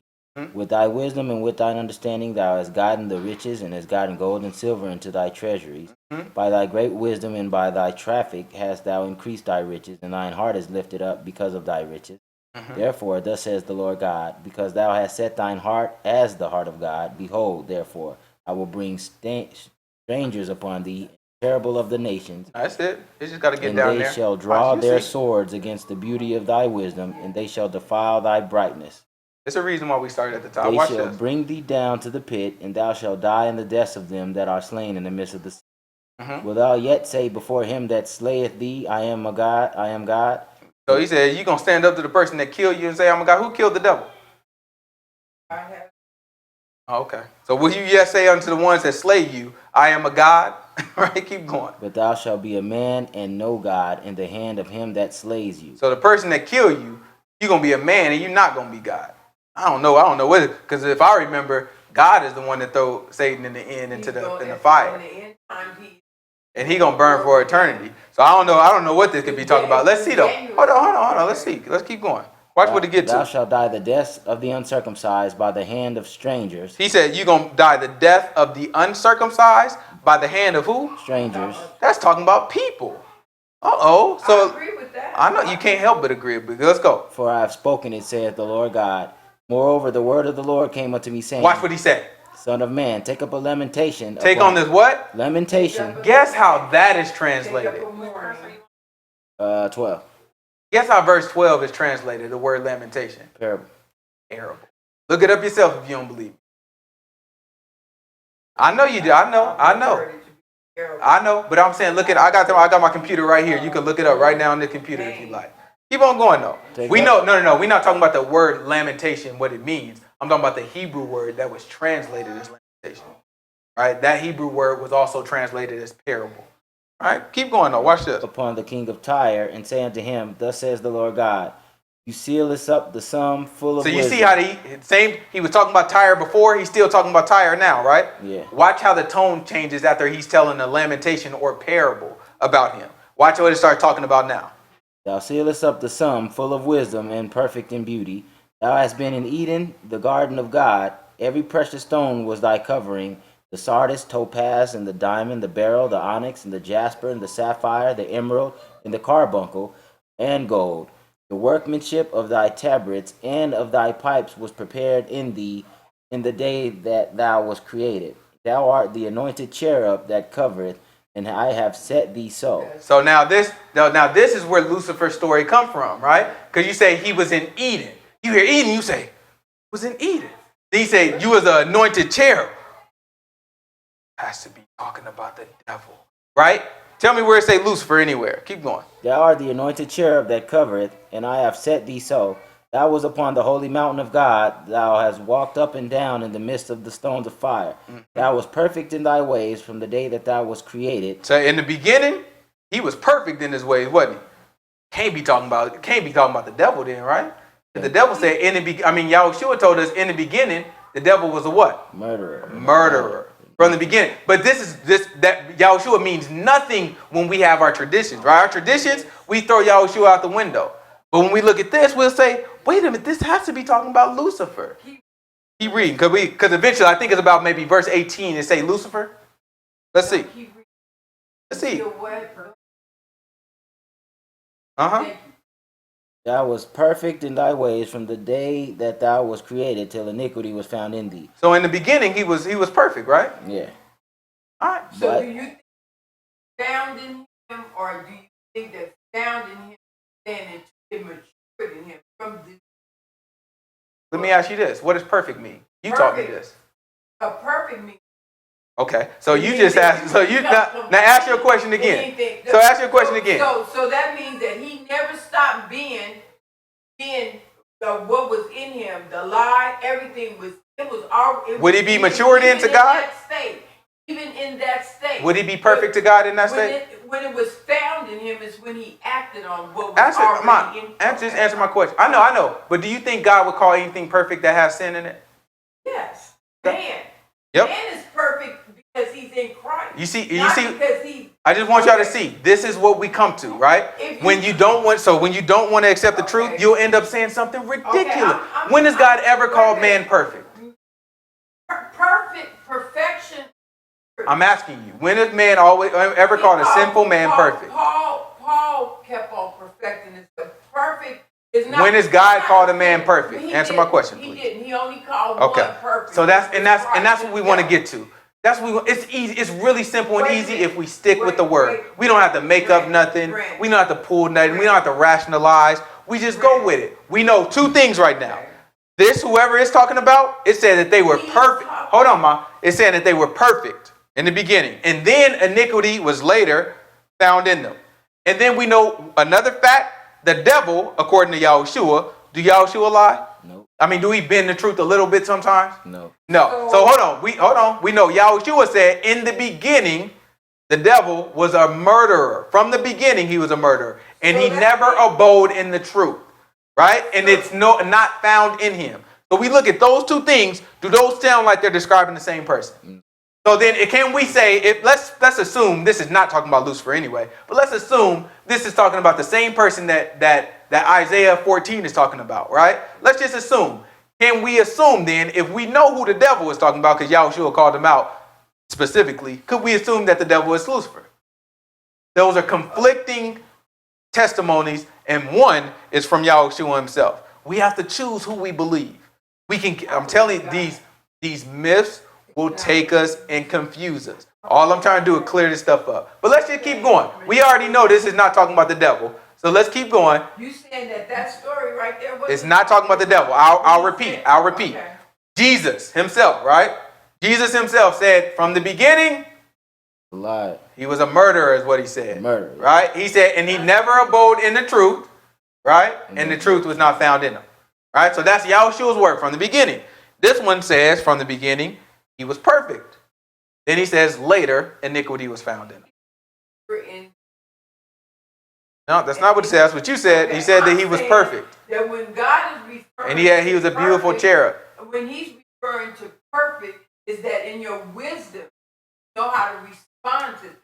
Yeah, so that's not, I've never seen, what I'm saying is you and me have never seen God described perfect that way in the Bible before. And you know that, Mom. But because you were holding on to the tradition, this word has no effect. I know that in that's this dangerous. Book here, in this King James, and I know that you study, I know that you look at word searches, that perfect, almost in every instance that it is described in here has to do with purity. A person coming into a place. No, that's not true.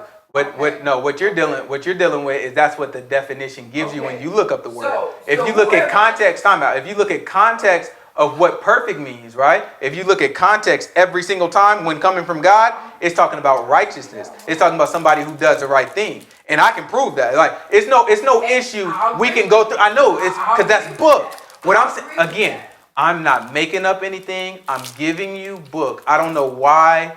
Let's restrain ourselves and let's just discipline ourselves to not go off and not make up anything. Let's just stick to what the book says. Talking about if he said that in the beginning, perfect. Go ahead and tell me. Who did say he is talking about, Mom? Tyre. Wasn't talking about. Who did say it? So the book is lying when it said that. So you saying? So God is a liar from the beginning. So God is calling Tyre an angel.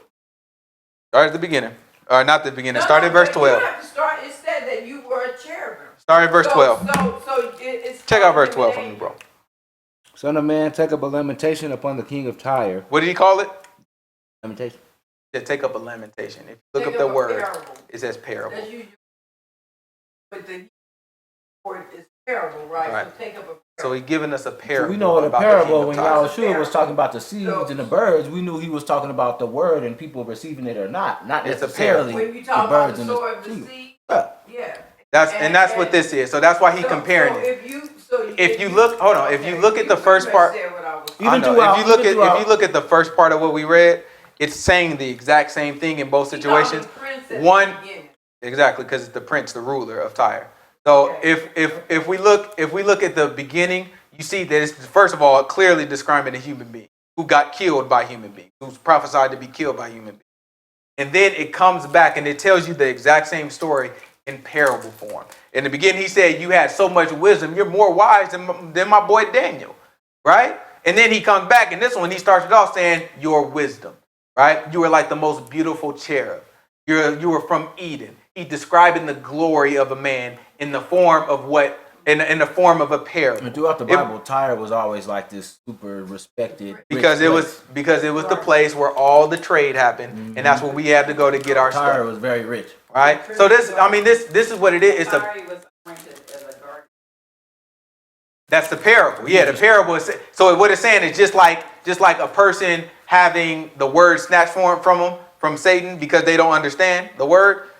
He compares that to sowing seed on the sidewalk and a bird coming eating it up. So now literally, if I hear the word and I don't understand it, am I a seed that fell on the ground and the bird came and ate me up? No, not literally. But this is a parable to describe what it's like. In the same way, it's a mystery, right? It's giving it to you in a mystery. In the same way, it's telling you a mystery about the king of Tyre, right? And it's describing them using other themes from the Bible. Tyre was very wealthy.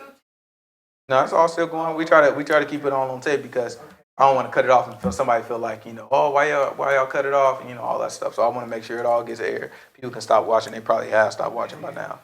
But go ahead and finish this out. We'll try to finish this out real quick. No, I'm just saying for us.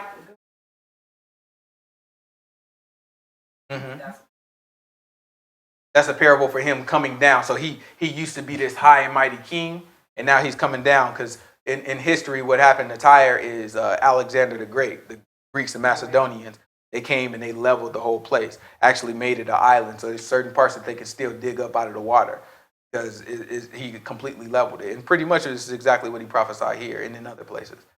Keep reading it for me. By the multitude of thy merchandise, they have filled the midst of thee with violence, and thou hast sinned. Therefore I will cast thee as profane out of the mountain of God, and I will destroy thee, O covering cherub, from the midst of the stones of fire. Thine heart was lifted up thy heart was lifted up because of thy beauty. Thou hast corrupted thy wisdom by reason of thy brightness. I will cast thee to the ground. I will lay thee before kings, and they might behold thee. Thou hast defiled thy sanctuaries by the multitude of thine iniquities, by the iniquity of thy traffic. Therefore will I bring forth a fire from the midst of thee. It shall devour thee, and I will bring thee to ashes upon the earth in the sight of all them that behold thee. And they that know thee among the people shall be astonished at thee. Thou shalt be a terror, and never shall thou be any more. Again, the word of the Lord came to me, saying, Son of man, set thy face against Zidon. Right. So now he's it's a prophecy against Zidon. So you see all this, he's talking about nations of people, right? If you look at the content, you take that one verse and you ignore the rest of it, yeah, you can tell people it's talking about Lucifer, Satan, Jesus. You can tell whoever you want to tell it's talking about. But when you read it and you take it for what it say, it's talking about Tyre. He told you it's talking about Tyre. He said, take up this lamentation against Tyre, right? So we look at these things, and this is how we have to try to understand the book. It speaks about parables, right? We wouldn't say in chapter 16 of this same book. We don't have to read it right now. Chapter 16 of this exact same book, he talks about a young girl who God passed by, right? And God saw her, and she was a baby bleeding in her own afterbirth. And he picked her up and he nursed her to health and made her beautiful. And then after she came to age, he put trinkets on her and gave her jewelry, right? And made her beautiful. And then he took her after she is old enough, took her to marry, right? Guess who that's talking about? Israel, right? But are we going to sit here and be like, no, God is talking about a literal baby that was out there and he picked it? No, but these are all, that's what it is. What I'm saying is we will be illogical to prove a point, right? We'll be illogical. It's no problem for us. We'll say, you know what? No, in this case, it's talking about that. But it's not consistent is what I'm saying. When you look at the book, it's always a consistency. Okay. That's why you see repeating themes. That's why, because all of it tested, it's all about having consistency. That's why in Isaiah chapter 28, it tells us saying precept upon precept. The only way you're going to put this commandment on this commandment, this line on this line, this a little bit here and a little bit there is if there's a consistency. That's why Paul tells us rightly divide the word, because there has to be a consistency. You can't pull out one verse and just out of nowhere and say Lucifer and establish a whole doctrine off of it saying this is the devil. No, where's the consistency? Show me where else Lucifer is and where it connects to the devil. Show me, right? That doesn't even connect to the devil, right? It told you it's Nebuchadnezzar. In other places, it told you it's Tyre, right? But because there's no consistency and there's no discipline and no love for God's word to do that, then what happens is we get carried away, swayed with every wind of doctrine. Anybody who come to it, we don't know. If we don't know any better, if I taught Azariah, she don't know. She get old enough to talk and communicate, and the only thing she heard from me is 2 + 2 is 8. What is she gonna believe? You think she gonna be like, I don't know if that sounds. What's she gonna compare it to? What knowledge does she have to compare it to be like that contradicts this? We have to know the book. When you know the book and you go through it, it's easy. You just say, no, that can't be right because it said it was talking about Babylon, right? How could this be talking about Lucifer, the devil? And how could Lucifer be the devil if this is saying it's talking about Babylon? Then somebody would have to open that up until you'd be like, okay, this is how. And you ask yourself, did that make sense or not?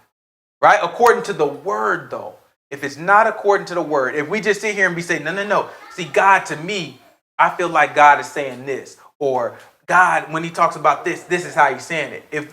If it's just our feelings, what are we doing at that point? Leaning on what? But when we can connect it to the book, just like we've been doing all night, right? I didn't tell you that, nah, see, the devil, he always been a sinner from the beginning.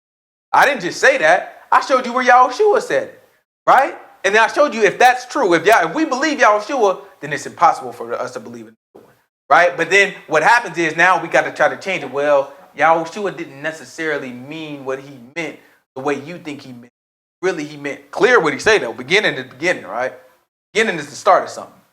That is what comes before the beginning, right? So if he said that, then we have to take him at face value. If we don't take him at face value, then now we get ourselves into danger because now we fall into what he claimed against the Pharisees, that our traditions have made the word of God of no effect. That's what we have to escape. So time we're talking about this, that all this talking about actually I do. In the sense that it was a word, yeah. But in the sense that looking at it for face value, it was talking about literal how in done any work agriculture where they plant seeds, watch them grow, know that if certain places you plant a seed, it will not grow simply because of how whatever is exposed to or whatever or how it's let me say how it's planted. Okay? Because he something relates to. Was he trying to relate to the people or was he speaking to them? Yes, he was relating to the people. Is that what he said? Those who have an ear. Right, but here, hold on. Let Okay, me finish. So he used the parable. Why did he speak to him in parables, Ron? Let me. What did he say? Did he speak to him in parables? He used the parable because if you can relate, if you can understand, because he tell you Proverbs with knowledge get understanding, and with understanding get a good understanding. Mm-hmm. So we won't deny ourselves. Why did Yahushua say that he spoke to him in parables? Stay with him because it wasn't for everybody. Okay. It wasn't. So for he didn't everybody. speak. So hold on. So did he speak to him to relate to him, or did he speak to him because it wasn't given to him? Just let me finish. Okay, go ahead. Finish. So in a literal sense, if you know about forming, you can look at that and take that for its literal meaning. That if things are not planted in the perspective where it will grow, and it gave you an example, but it used to tell you how if you not rooted in a thing, that you won't grow properly, you won't produce, that you not clearly rooted in. Now, if I didn't know what I know about the scriptures now, I could read that for its literal sense and think he was talking about real trees. That's right. That he was talking about real seeds and wasn't necessarily talking about people. So as you move on, and he opens it up. Exactly. He tell you what he's talking about. Exactly.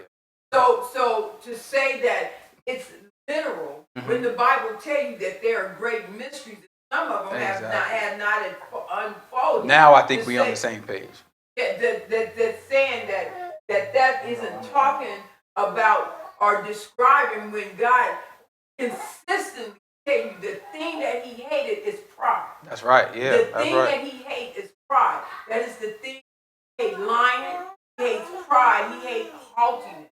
Yeah. No, and I agree. I agree because that what you just said. Things are the fruit of the enemy. Right. No. Absolutely. And I think what you just said is absolutely right. If we look at him talking about seeds and we say that is a literal seed, then we miss what he said. Just like if we look when he's talking about a cherub in Eden and we say that's a literal cherub in Eden, then we miss what he's talking about. You know what? We absolutely on the same page. A literal king that is being motivated and being influenced by a literal devil. Well, and all the pride, but that's all not the things that. Even as a parable, that's not what that describes. But that's just imagination at that point. No, but when I'm saying, but we talking about a parable. Lift up his heart. where he want to go. That's where cool. He wanna All right, Ma. excel to. That's what I'm saying. Well, you believe what you believe. Well, No, I mean, no, really, I you believe. what I believe. I'm believing what I'm. No, at some points, because that's the book. The book said it. He said, and we talk about this all the time. He said it must be factions amongst you, right? People have to have different beliefs. It has to happen. I don't want to go back and forth all night. Yeah. I tried to open up the book. I So want to come back on Saturday. So what it says here that you Yeah, it's a parable. Just the same way as the seed falling into the ground. The seed falling into the ground is not talking about. It's not talking about actual seed to fall to the ground. It's talking about a person who didn't understand the word. So when it's saying that you were in Eden, he's saying that you had the glory, because Eden was what? How was Eden described? As beautiful or ugly? So he's saying that you had the glory of Eden. You were something that had the glory of Eden. So he's giving us a parable trying to describe his glory in a roundabout way, in a mystery, right? He's not giving it to us flat out. That's why he starts off saying it's a lamentation. That's why if you look up the Hebrew word that's translated in English as lamentation, you'll see it's also translated in other places in the Bible in English as parable. So because it's the same, it's a mystery, is what he's saying.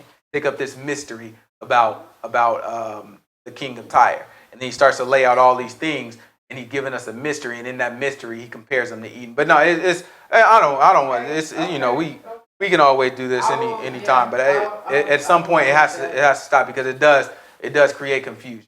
And the book say I'm not even supposed to go back and forth like this. Absolutely. Right? I try to do it because it's an odd situation, because you're my mom, so I kind of have to go back. No, you but don't. You don't. I don't. But it's just But, it's me. but- So I'm kind of like But what I do. in a Bible study setting where you hash things. But not you know, in the necessarily. Bible. Yeah, you. Not What necessarily. you don't understand, what you think you understand, or what you think you know, and if you believe something. All right, we're gonna go ahead and sign off. You have a